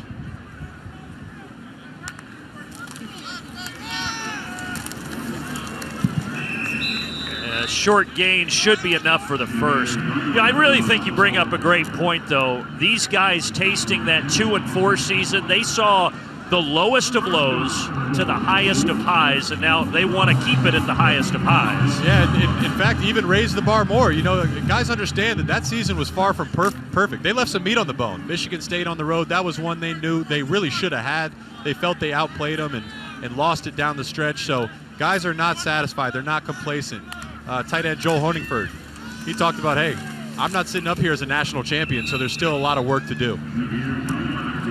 Well, they got to the college football playoff for the first time, and now designs on wanting to go back a second season. For the first time, Jim Harbaugh is head coach here. They will, as I said at the top of the broadcast, they will be the hunted. You know, they haven't had that bullseye on their back, but they will this year.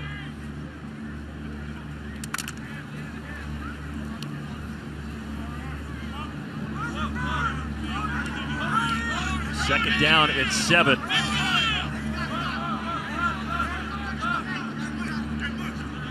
Still Alan Bowman in at quarterback here.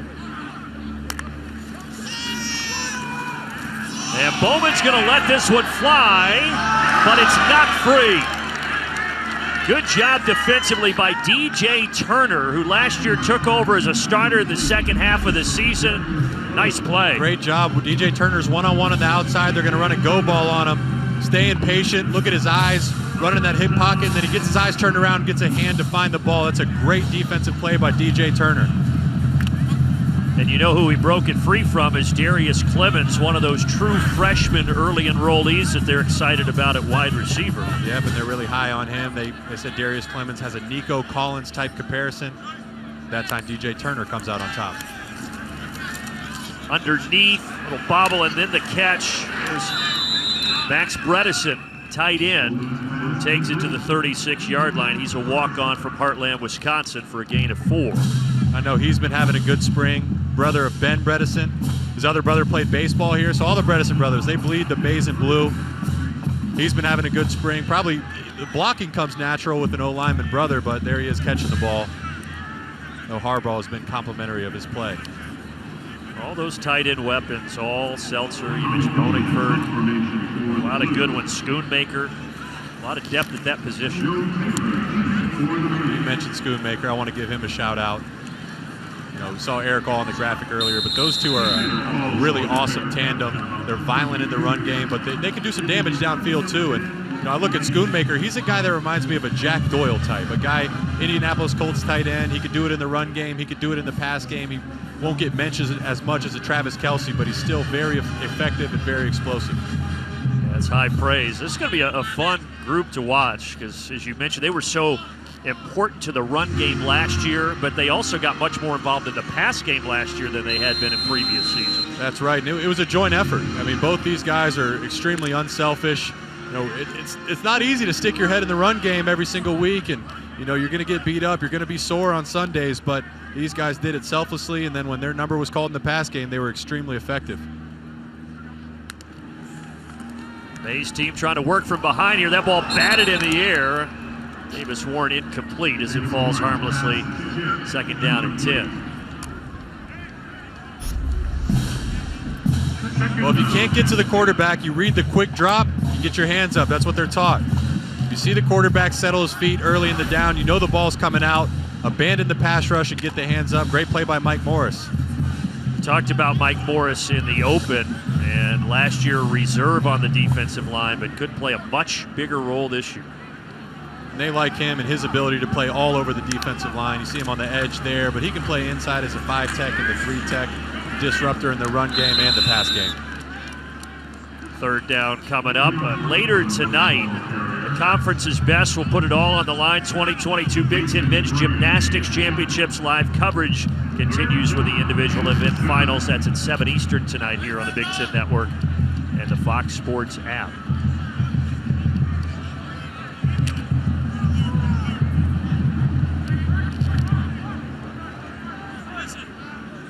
Third down and 7 inside of 6 minutes left here in the third quarter. Pressure off the edge, and the pass, even if he caught it, he was going to be well short as Danny Hughes stretched out. But Taylor Upshaw, Jake, was coming off and applying the pressure. Yeah, but that's another guy we talked about in the opening as somebody that's going to try to replace some of that production lost to the NFL. There he is on the top of your screen. Clean shot. He comes right through. The tackle has to slide down because there's the scheme. They're bringing a blitz. So it's not just the individuals, it's the totality of the defense. Upshaw getting in there and being disruptive. You know, Upshaw with the media last week, Jake, he said total respect for Hutchinson and Ajabo, understandably, but now it's our turn. Speaking of guys like he and Mike Morrison, he said, I have all the intangibles. I can rush, I can play inside, I can cover, so he feels like he's ready for a breakout season. And I don't see why not, absolutely. When you watch him, and I've been at practices this week, you look at these guys build. They have an NFL-type body. Big, strong back, long arms, really disruptive, violent hands. So they can do it all. You know, they're expected to stop the run, but they do have the athleticism to create and generate pressure off the edge. Guys putting it on show there in the last drive. Forcing the punt, and now the blue team taking over from the 34. Back to Bowman. Bowman pass is deflected. So a couple of knockdowns. The D-lines have been playing well. Speaking of that defense, under Harbaugh in 2020, when things kind of bottomed out, you went to 12th in the Big Ten, and then first last year, giving up only 16 points a game. And there you go. That's the huge jump. Bringing in that Baltimore Ravens schematic thought process with Mike McDonald and carrying it on here with Jesse Minter. That big jump from 12th to 1st. Jesse Minter, as you said, part of that Ravens tree, even though he was Vanderbilt's defensive coordinator for a season last year. They really feel like it's a continuation in year 2. Just as we say that, though, Dunlap is able to slip through the defense and pick up 17 yards. There you go. Giovanni El Hadi pulling around, sticking the outside linebacker, generating a nice gap. Tavier Dunlap, he makes a couple guys miss in an explosive play down the sideline.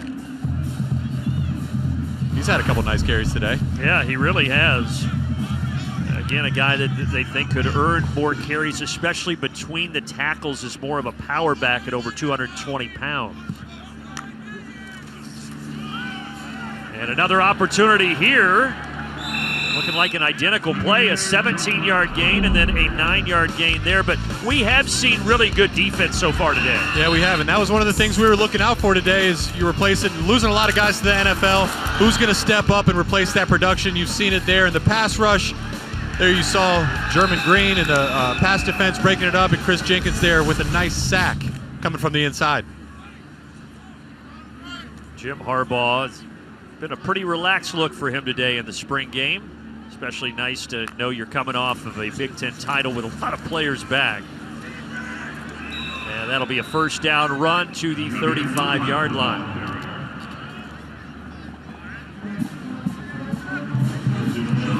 So some extended action for Tavier Dunlap. And now he takes a seat as we eke down towards 4 minutes left in this third quarter.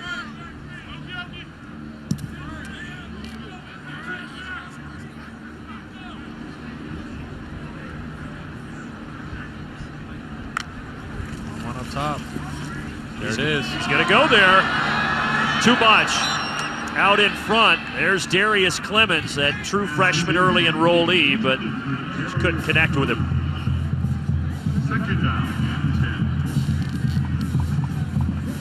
He was running the go ball. Typically as a quarterback, you want an outside release there.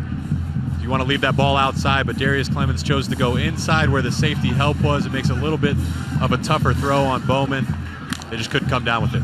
But Clements has speed. I mean, he ran a sub 4.440 last year, and he did it at 205 pounds. That's hard to do. Yeah, Darius Clements and another guy, Amarion Walker, some of these early enrollee freshmen we've seen on the field today. The coaches are high on them. They like their size. They like their speed. They think they're explosive. But, again, it's just a challenge when you're really supposed to still be in high school. Your friends are going to a prom in a couple weeks, and here you are trying to compete against grown men in the Michigan football team.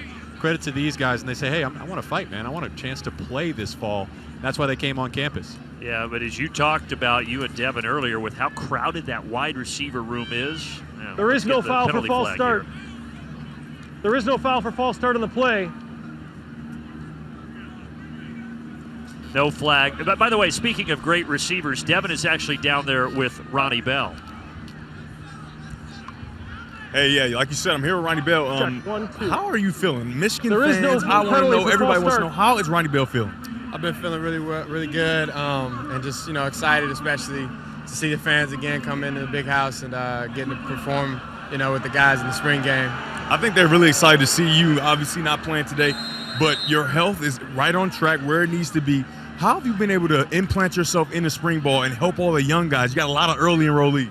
Yeah, no, I think it's like 19 early enrollees that came in. And, we had 3 receivers that are all early enrollees. So I definitely took, as my main job. Oh, he had a double move on. Nah, but my main job that I was looking forward to was just, bringing those guys in and getting them in this playbook and trying to figure it out as quick as they could. That way they could go out there and just play hard without having to think too hard, Getting a chance to watch last season, even though you didn't want to, you always learn different things. What did you learn about not only yourself but the team last year? The team, the team, it was just I guess how much fire, we really had. The guys showed that every single week, and that was one thing, in the off season that was really most challenging. In the spring ball last year, that was what we were trying to bring out, and we were squeezing it out. And then definitely throughout fall camp last year, that was what we were trying to make happen. And then to see it all come to life last year was awesome. Every week. Come on, DC! He's gone, guys. That was an outstanding. Take the camera off of me. You need to see that catch again. That was Ronnie Bell. He's excited, and he's even more excited right now because that young guy he's helping is making a touchdown catch.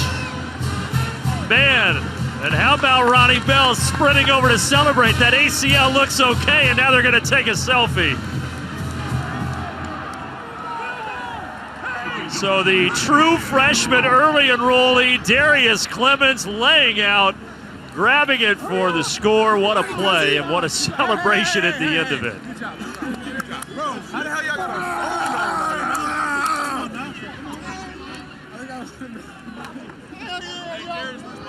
That's a special moment for Darius Clements. So something just happened, So a lot of people wonder how you feel, and they probably thought you were telling a fib.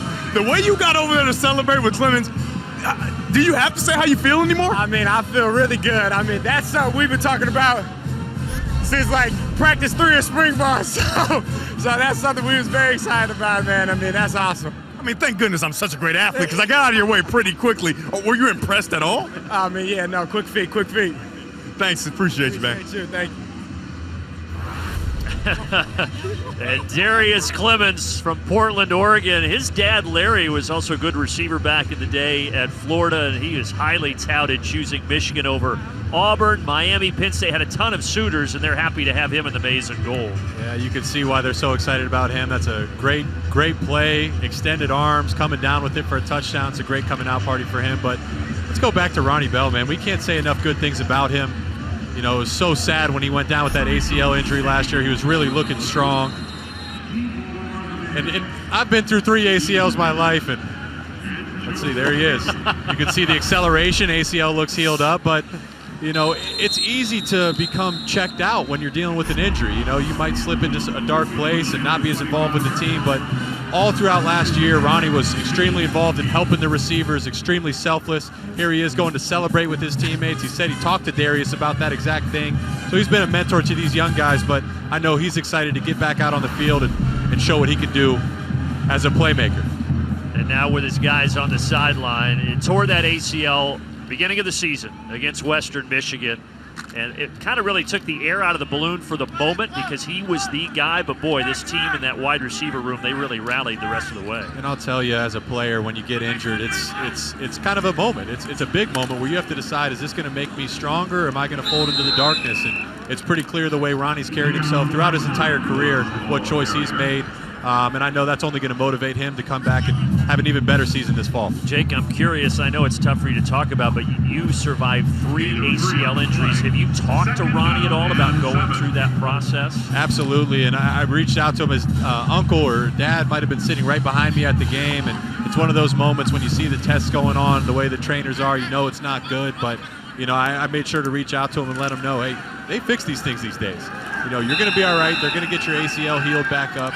try to use this as a catapult and a slingshot to motivate you to come back even stronger. But I didn't need to tell him that. That's the kind of character he is already. And I know Phil Johnson, the head trainer at Michigan, said he's right on track and doing really, really well. Yeah, it's great to see him back, even if he's not Personal playing, foul just on the tackle, smiling and on called by track Coach to Harbaugh. return for the fall. Defense number 41, 15-yard penalty, automatic first down. I like how he just clarified that Coach Harbaugh is the one that threw that penalty. Make no mistake about it who's running the show down here, all right? That's on Nakai Hill-Green, one of his returning linebackers. It's time for Maize here, down 8 points. Need to put the drive together and get some points on the board. Got to make a move. If you're just joining us, a lot on the line. The winning team gets steaks at the nicest steakhouse in town. The losing team has to settle for hot dogs.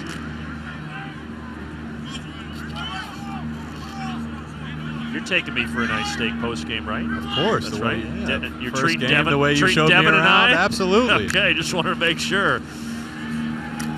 Stepping back here and letting it go, Davis Warren, and waiting for it, bringing it in. There's the other true freshman early enrollee, Amarian Walker. Another go down the sideline, Davis Warren. He's going to slip past Will Johnson. Davis Warren sees him wide open. He's having a great day, and then, yeah, there you said it. Another early enrollee freshman, Amarian Walker, another guy they're high on. Four-star kid who was originally committed to Notre Dame, then flipped after Brian Kelly left. Top 50 wide receiver from down in Louisiana with a 39-yard reception. Interesting note, he's a Louisiana guy. We don't get too many Louisiana receivers. We don't steal them away from those southern schools, but fun fact for you, Ron Bellamy, the receivers coach. Where's he from? He's a receiver from Louisiana, so there's a little bit of comfortability there. Yep, that helped with a connection. So that penalty that Jim Harbaugh called earlier, here's what went down. You see Jim, and he's letting the referee know, hey, I want to call this on Nakai Hill-Green. Did you see it, sir? No, Jim, I don't think I saw it. Well, it happened. You better throw the flag. All right, Jim. Hey, I'll throw it out there. Jim knows in the fall he doesn't get to do that. He wants that power right now. That's right. Was the AP College Coach of the Year last year, although within the Big Ten, Mel Tucker actually won the Big Ten Coach of the Year for the job he did for the Spartans. As a handoff there to Danny Hughes, and he's going to be stacked up at the 15. Well, with how quickly these spring games go, I don't know that the Maize team's going to get a whole lot of opportunities here. If they don't convert, they might want to think about going for it. Yeah, this might be two down territory. I don't know how much more Davis Warren's going to play. Jeff! Back up Alex Orgy, early enrollee freshman, might get a chance, so might be two down territory. Empty set here, looking to throw the ball. Yeah, Orgy came in for one play earlier on this drive, so figure we'll see him maybe on the next series. Well, 5 wide, empty set, going for the end zone. Batted in the air and incomplete. Good coverage by Jamon Green. We talked about him, and he breaks another one free there to bring up 4th down. German Green, 2 big plays down on the goal line today. Tried him on the back shoulder, and he was having none of it. So 4th and 8, and instead of going for it, Jake, they will settle for the field goal. I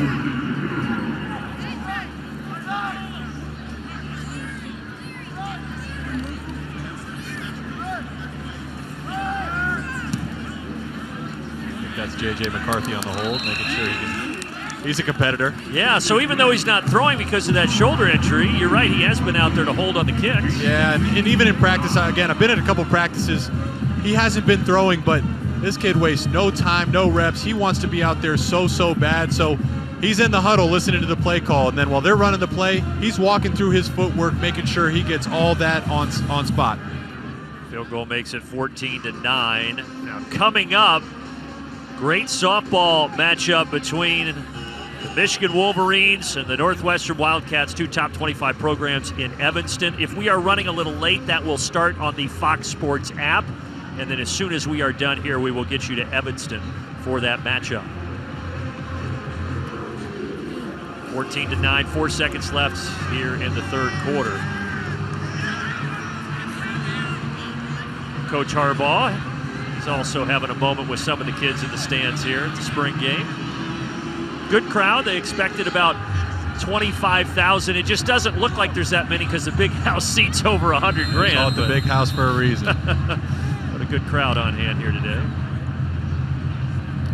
And Colin Kaepernick staying, as he's been here all week, but staying after his throwing exhibition and interacting with the fans as well.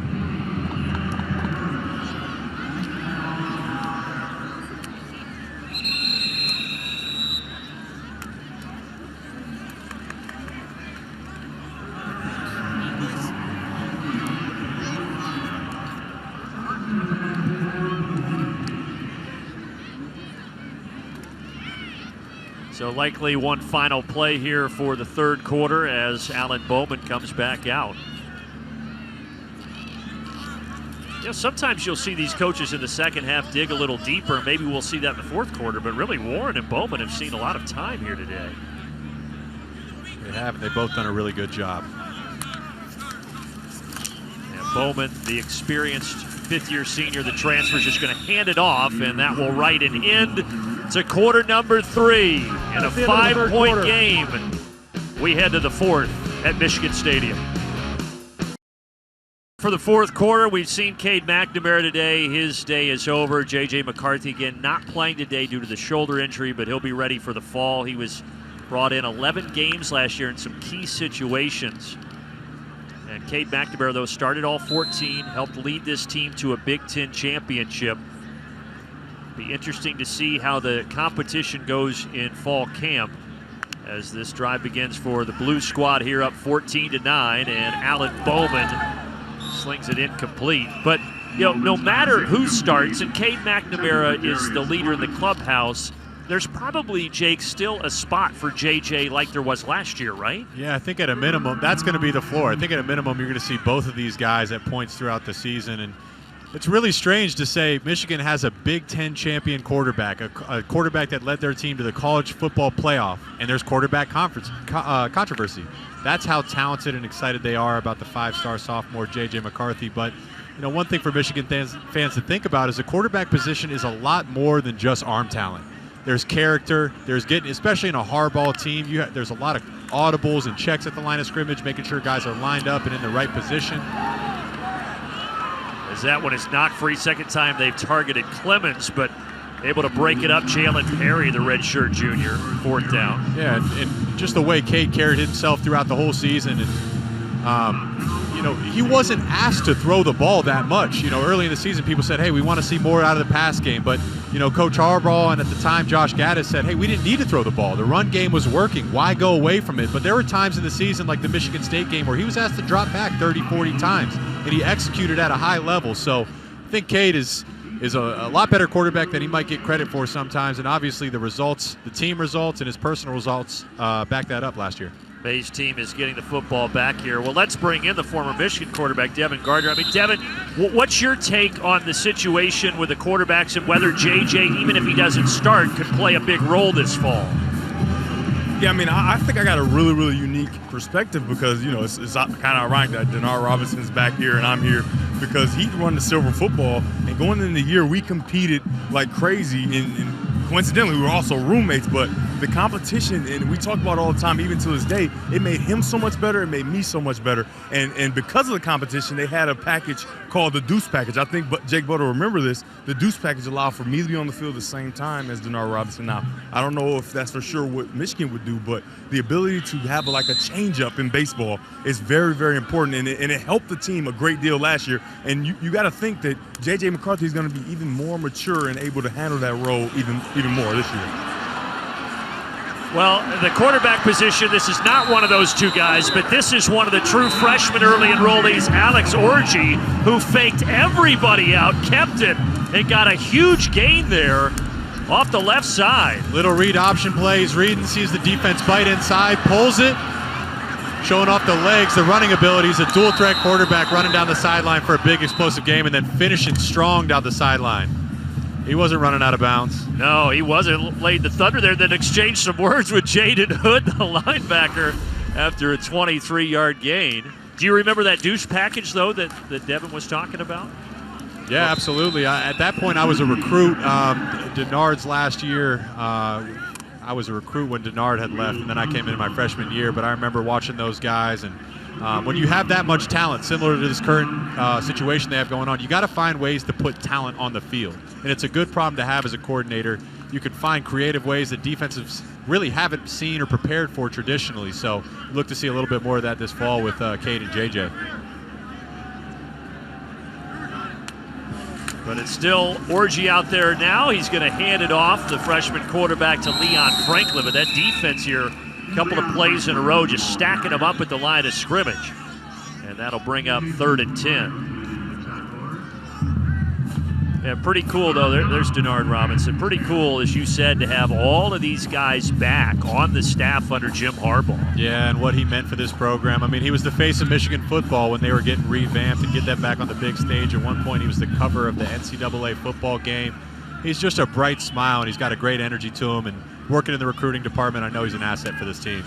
All you guys, I feel like we could have a third team put together out there. All the veterans, as that one is a little long. 4th down. But Cade McNamara, 3rd team All Big Ten last year, started all 14 and obviously guided them to the victory over Ohio State, 42-27. And for the first time, a Big Ten championship since 2004. And first time in the college football playoff as well, as they checked a lot of boxes last year, this Michigan football program with McNamara under center.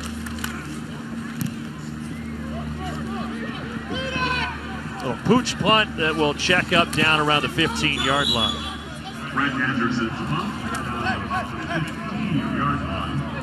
Yeah, I think how McNamara has handled it too last year and in the offseason with having a guy right over your shoulder. A rule change J.J. McCarthy.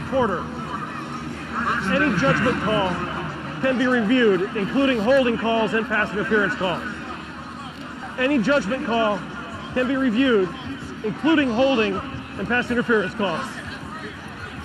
Okay, so you heard the official, and again, with spring games, you never know when the ref's just going to pop in. But Jim Harbaugh changed the 4th quarter from 12 minutes to 15 minutes, and now he's also saying that everything can be reviewed here in the 4th quarter. Like we've talked about, there's high stakes on the line today.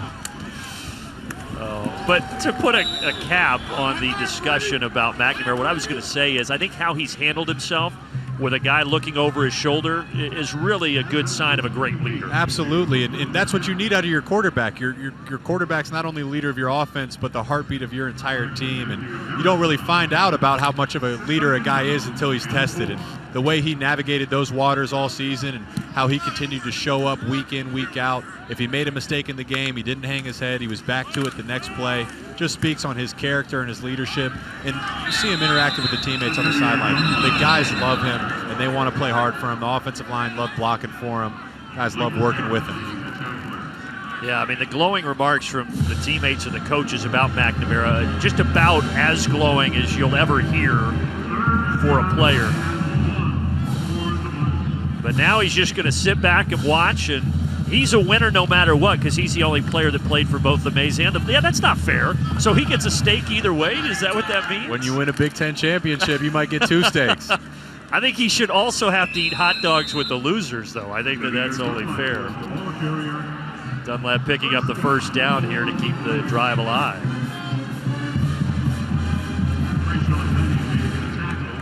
I'm just kind of on that narrative of leadership. We talked about it, losing the guys off the edge. Aiden Hutchinson, David Ojabo. Josh Ross was a linebacker that was really a leader for this Michigan defense. And you want to have one voice, especially in the heart of your defense, getting everybody lined up, getting the coverage calls to the secondary, getting the tight calls to the defensive line. And Junior Colson's a guy that I'm looking to step into that role, a freshman All-American last year, looking to command this defense. I know the coaches are excited about him. But you really do need a leader to gel everybody together and get them all on the same page.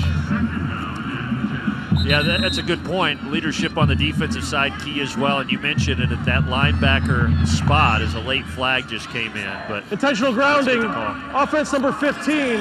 The quarterback was inside the pocket and threw the ball to no eligible receiver. Penalized loss of down to the spot of the foul. 2nd down. Yeah. I'm going to have to see that one again. I think it was a miscommunication. Looked like Alan Bowman thought there was a go outside. Receiver ran a comeback. Little shock. Jim Harbaugh, being a quarterback himself, usually sides with the quarterbacks. Let's see it again. See, he's timing. He's throwing. He's thinking it's up top, but look at the receiver. He's running a comeback. Darius Clements. Maybe a little it's an early enrollee. It could be a miscommunication. Again, I'm shocked. Usually Michigan, Jim Harbaugh, he likes to side with the offense, being a quarterback himself, but he's also trying to make it a more even competition, and the blue team's winning. So maybe if that was the Maize team, he wouldn't have wanted the penalty. But you're right, with Clements, keep that in mind. This is just his 15th ever practice, so maybe he ran the wrong route there. Pressure off the edge, and there's Clements catching this one just as Bowman got hopped back behind the line of scrimmage. They came back to the comeback. Here's the pressure on the quarterback. It's going to be a blitz off the slot. Third down and 10. Good job by Clements hanging on to that. That was Joshua Luther, by the way, who got the pressure on Bowman. 3rd down and 10 here.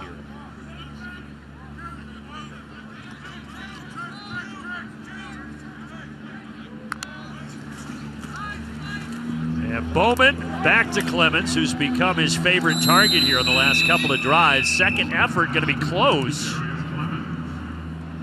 And they will say first down. He just got enough. It's a big drive for the Maize defense. Can't give up a touchdown. The game would be completely out of reach, but they'd really love to get a stop here and get the ball back in the Maize offense hands.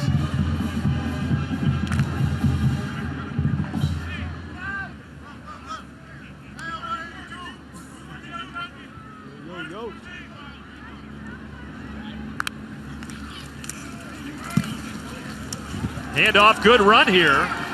First down yardage for Dunlap near midfield as we go back down to Devin Gardner. I'm here with Blake Corum. Now, I know everybody is so excited to see that explosion back. How are you feeling? I feel great. You know, I'm ready for. I feel good. Now, when I talk to coaches and I talk to players about you, they say, man, you are a firecracker. You got more confidence than anybody you've ever seen. Where do you get all that confidence from? My work. You know, I feel like confidence comes from what you do in the off season. It comes from within, and I'm real confident in myself and my play and my team. So my team is really makes me confident. Also, the work I put in. So last year we saw you had the little ankle, and then you get into the championship game and you got that explosion back. When did you really feel like you were ready to go last year? Really the off season for real. You know, winter workouts, that's when I really felt I was back to normal. I was really just thugging through that. You know, I was pushing through it for the team, you know, for Michigan. That's it for real. So what do you think the blue team needs to do to make sure that you are not eating hot dogs and you getting all the steaks? What do you need to do? You know, we need to convert. We need to convert on our passes. You know, we need to run that ball, run that rock, you know, because the offense is coming off the line hot. And defense really just got to apply that pressure. The defense has been applying the pressure all day, so I think this second half it's been a defensive game. So, you know, as long as our defensive players step up, we'll win this thing. We'll eat some Chop House steaks. I gotta run the ball. Well, it's good talking to you. Appreciate you. Good luck this season. No, I appreciate it. Good stuff. And they're looking at the last play here on a review as well to see on the fumble whether it was a catch before the fumble. That's what they're looking at. I mean, if that's what they're looking at, that's clearly a catch. That's a catch. He made several football moves. Yep. I don't know what else they'd be looking at. That's catch, fumble. Come on, Jim. Let's get the offense back out there. Well, let's see. After review, the ruling on the field is confirmed. Incomplete pass. Okay, well, we were wrong. I guess let's see it in real time. Maybe he never firmly had control. It was tough to tell up here in the booth.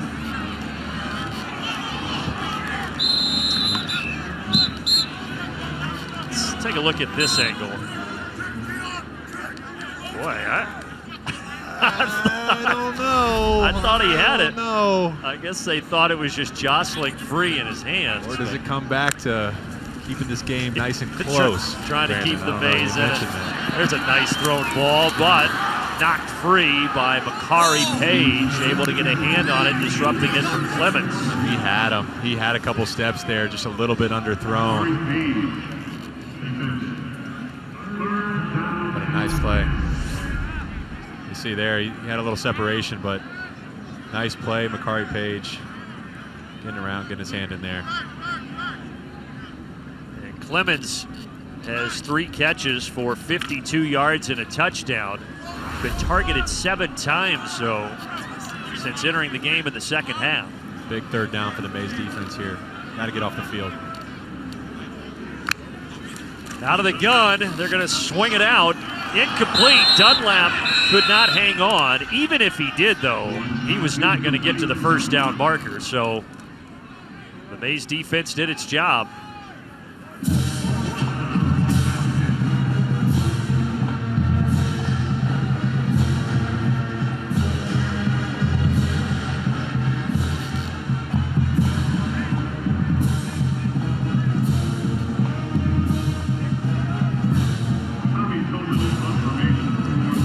Tommy Doman will punt again. Brad Robbins, the punter, who will start in the fall, and Jake Moody, starting kicker, both out today, but they will be ready to go for fall camp as that one bobbled, but everything is fair catches here, no live returns.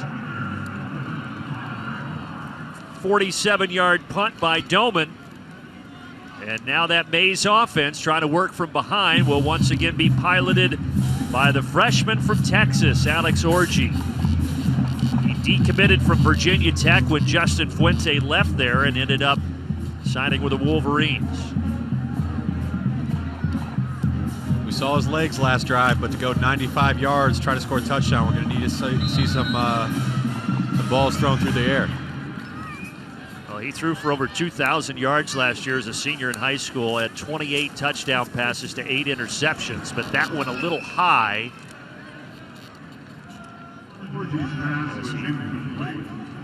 Got the arm strength. That had a lot of zip on it. Yeah, they say that he's got elite arm strength. And again, we saw that he can move with his legs as well. For a lot of these younger guys, just getting settled in. I mean, this is the biggest crowd most of them have played in. Just getting settled in, getting used to playing in a big stadium like this, getting the experience, it's invaluable.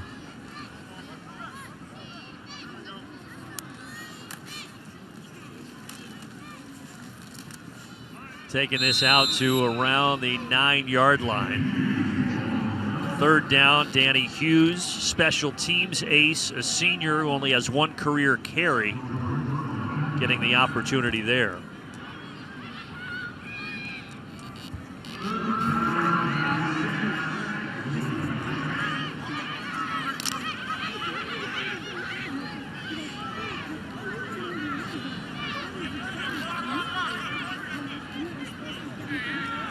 Third down at 6. Alex Orji and the Maize team looking to keep this drive moving.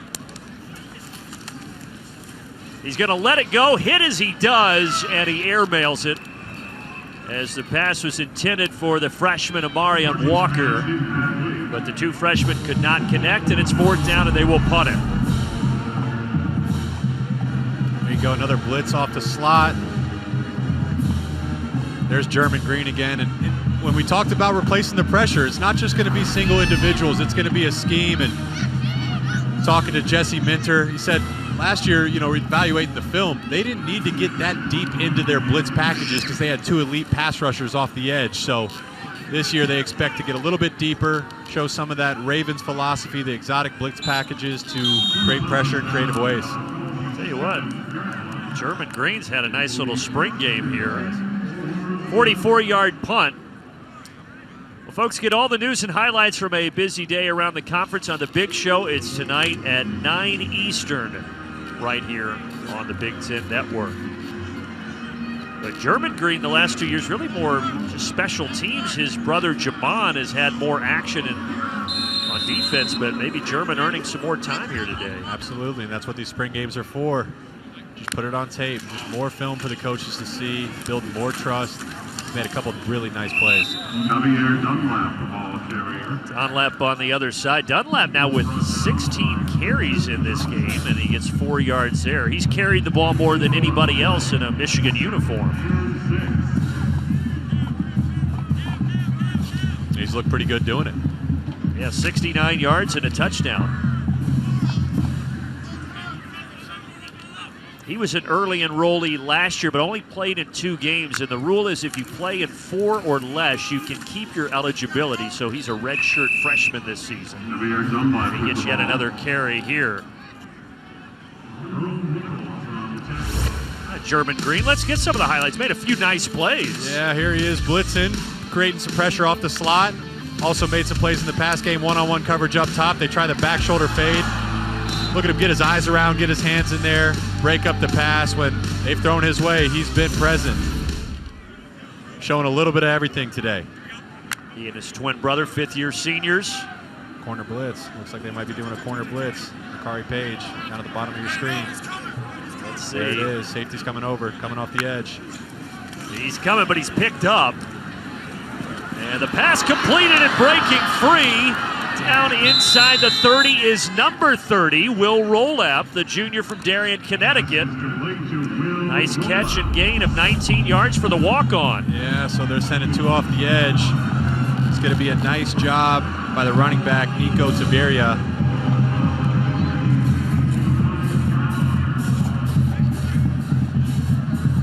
Alan Bowman feels the pressure, gets this out of his hands quick. Will Rolap does the rest. Good job by a walk-on who doesn't have any real career action at wide receiver to not only catch it, but then evade the tackler and pick up the first down.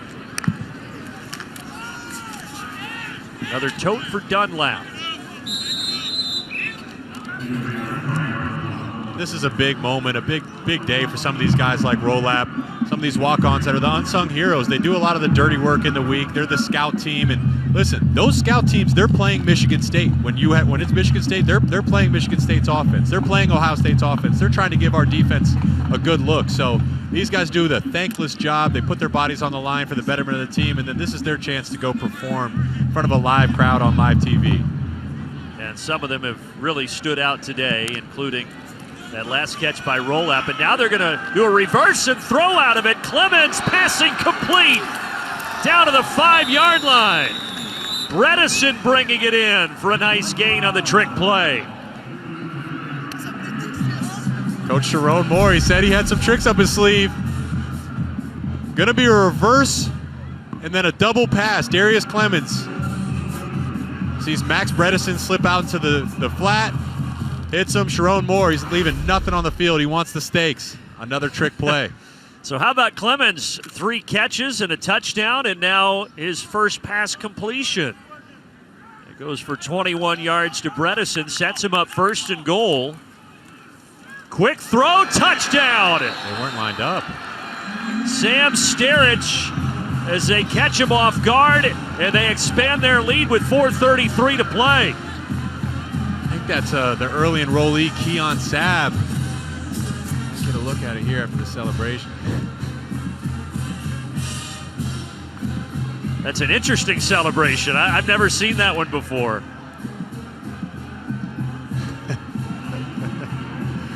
So here you go. Defense not set. Alan Bowman sees his receivers uncovered. Waste no time. I need the ball now. I need the ball now. Quick snap. That 15-yard penalty will be assessed after the kickoff. Gets it out there to...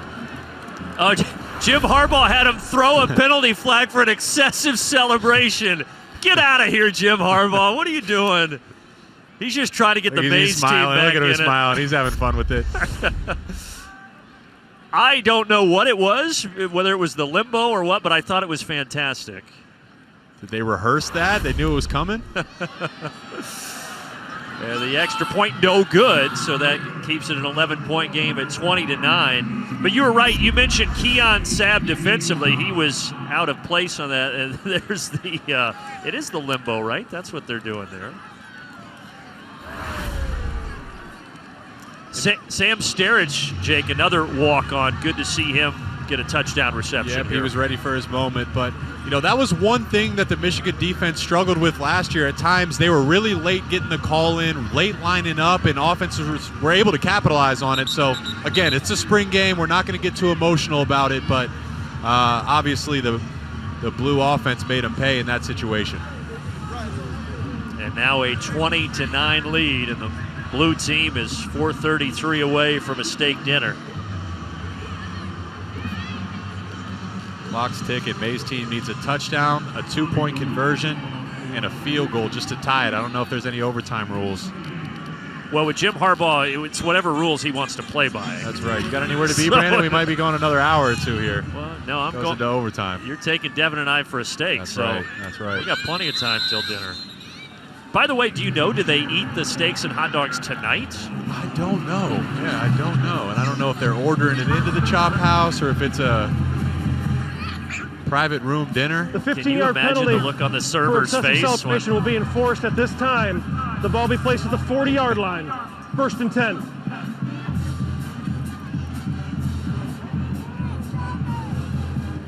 Hey, Coach Moore is down there very excited. I think he could smell the victory.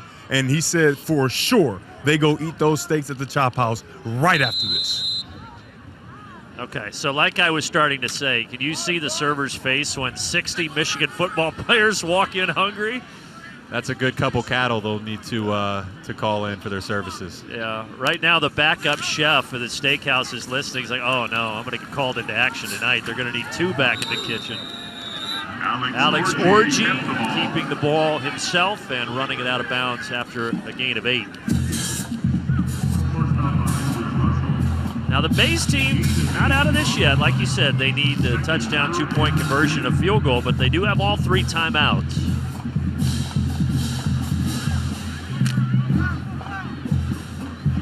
Although Jim Harbaugh said there will be no live kicks in this, but you got to let them do an onside kick if they score, right? Like we said with Jim, anything's on the table.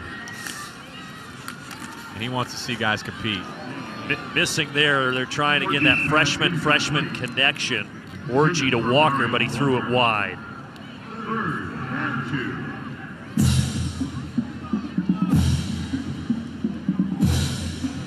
2. Walker's got good size height-wise, 6'4", but he's only 180. I know they say probably needs to bulk up a little bit. That's part of why you come in early. I was 209 pounds when I walked on campus.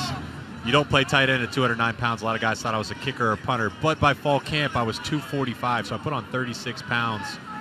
He's a track guy, Marion Walker is, so he'll have some time to put on some muscle once he hits that weight room with strength coach Ben Herbert. Speaking of muscle, Franklin muscles his way to a 1st down. What was the heaviest weight that you played at? So I got up to about 240 my freshman year, 245. And then come my sophomore year, I hung around 248, 250, and I played my entire career there. It was the right weight for me. But that extra weight, that extra strength, it really matters. I mean, this is a grown man's game, especially here in the Big Ten. You need that extra meat on your bones to go out there and make the plays. 1st and 10 now from just across midfield, going to hand it off. They're going to need a little more than these small plays here as that clock is ticking down, but they handed it off to Hughes coming across the formation. Start putting it in the air, right? Yeah, you do. 2nd down and 3. Well, there, a little read, and Orji keeps it. Trying to get that edge. He does step out of bounds after picking up the 1st. Now, they want a flag over there, and they might get it. Yeah, the flag comes in. They were lobbying for it on that Maize sideline, and the flag indeed comes flying. Personal foul, late hit out of bounds. Defense number 34. Oh, that 15-yard penalty. A violent strike out of bounds. Automatic 1st down. Oh, man, the Academy Awards aren't tonight, but if they were, give one to Orji. Big hit. Maybe got his feet tangled up there, but. Well, Jaden Hood got the penalty, but not much there. That's right. That helps him, though. The ball moves inside the 25 now.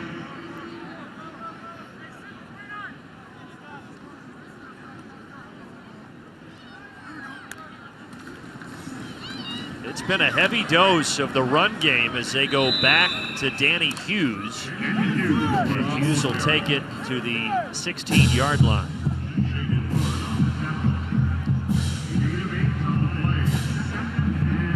Orji yet to complete a pass. He's thrown 5 times, 0 of 5, but we'll see if he doesn't go back to the air here.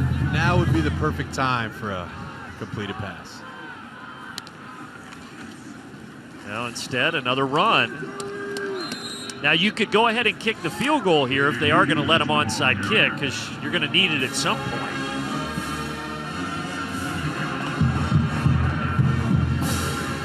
Got 3 timeouts as well. Said Joey Velasquez on the tackle. Fun fact about him, he's a 2-sport athlete, also plays baseball. He had a 3-run homer in the 8th inning. Go-ahead homer against Maryland a couple weeks ago for the baseball team. Guy just does it all. Man, look at you. And like you, he's a native of Ohio, who instead of playing at Ohio State came up to play for Michigan. So there's a handoff to Franklin, and I don't know that they're loving the run this drive, but time is of the essence. Yeah, now 4th down. Do you, like I said, do you kick the field goal? I guess they're not going to.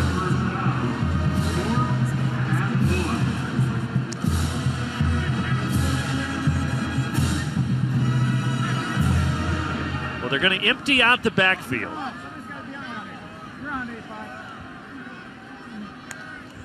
And they're just going to run it straight ahead. He's not going to get there. Second effort. I can't stand corrected. Lunging forward at 226 pounds, the true freshman Alex Orji made something out of nothing, and they'll keep the football. Empty set. You were thinking we'd see him throw the ball, but sticking with the ground game. He's been the 3rd quarterback we've seen for the Maize. Davis Warren had quite a few series early on. Now he throws it. Incomplete. He tried to thread the needle, trying to get it to Taylor. And that'll bring up 2nd down. 1 minute, though, is all that's left here. They got to really hurry.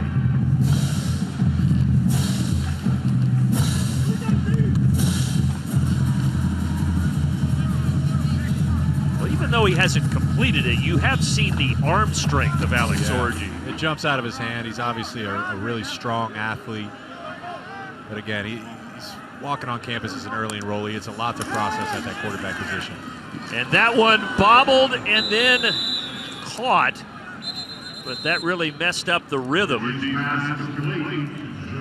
So Taylor, they targeted him last time. He does bring this into the 5-yard line, and they're going to take their first time out. 3rd down and 1 from the 5-yard line.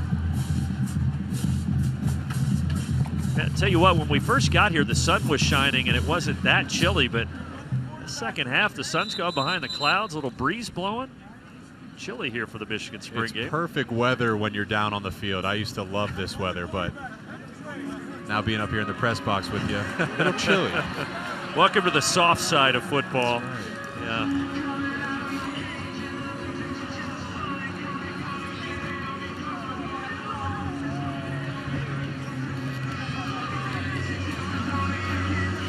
Well, they brought in Leon Franklin.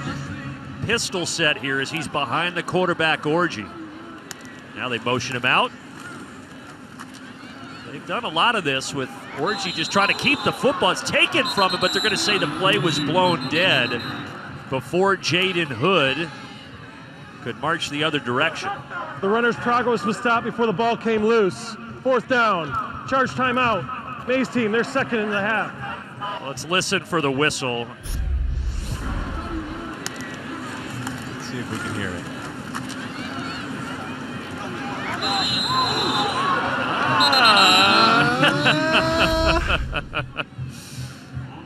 We're trying to create some drama right now. We're trying, and I'm here for it, but hey, Jim Harbaugh knows good TV. He wants us to go down to the wire. That's right.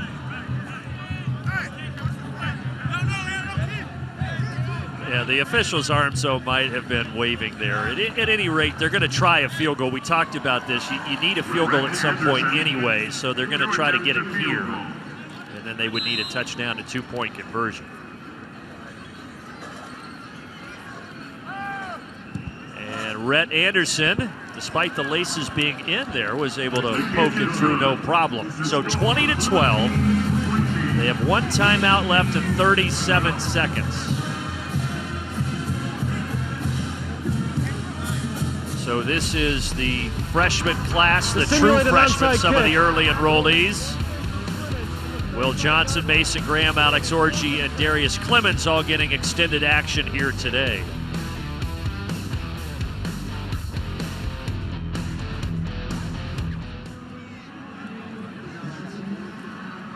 So the ref just announced that they're not going to do a traditional onside kick, but to simulate that, there's going to be 1 play from the 30-yard line to determine if they get the ball back.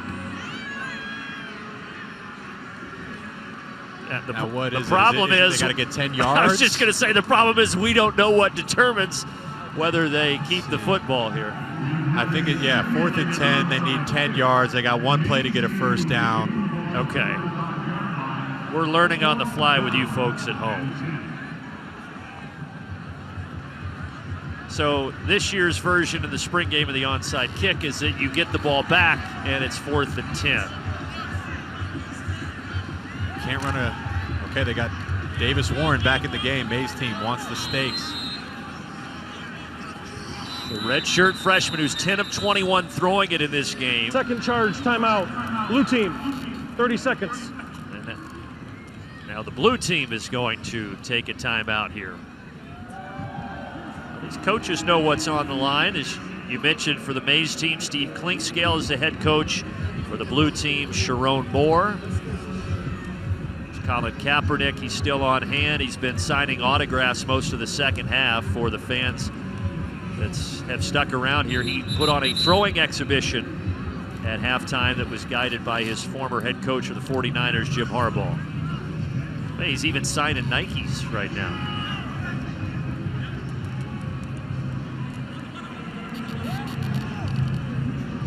All right, so for the Maize team, what do you think they're looking for here? Obviously, they're throwing the football, but what do you like? Let's see. Davis Warren's back in the game. He's had a solid day. You obviously got to run routes past the sticks, so you're probably doing something vertical. See what they do. Right to the sticks and complete. Now you got to stay past the sticks, and they do. That's a first down reception to Dixon. Christian Dixon, redshirt freshman, so they keep the ball here. They've got 29 seconds and a timeout. Hope is still alive. We got some drama in the big house. Good to see Davis Warren operate the 2-minute offense, too. Clock should start on the whistle. And now Warren, another completed pass. Down inside the 45 for a first down to Joe Taylor. Clock will reset when they get the chain set. You got a rack of 10 plays you work off a 2-minute offense. Pressure from behind, the ball's free, but they're able to keep it. It was jarred free from Davis Warren. However, Barnhart was able to keep the football alive. Ruling on the field was a fumble recovered by the offense. There's Jalen Harrell on the top of your screen. Nice speed rush around the edge, turns the corner, and then not just with the sack, he's going to strip the ball out. Great play. And it was Stewart by mistake Stewart who made the comes recovery. in and saves the day. It's not quite over yet. Well, I don't know. Now, Harrell with that celebration, normally that would have been a penalty.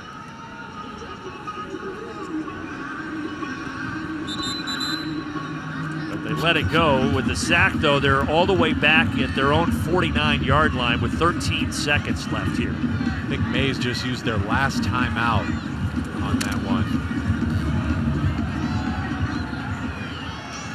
Yeah, I'm not sure why Harbaugh, who's been calling a lot of these penalties, didn't whistle that penalty on Harrell after taking the helmet off. But you're right, they took the last timeout. So they can't stop the clock. They got to try to work to the outside. Stretching. Did he get out of bounds? No. So the clock winds. They can't do anything about it. And that's it. Stakes go to the blue team tonight.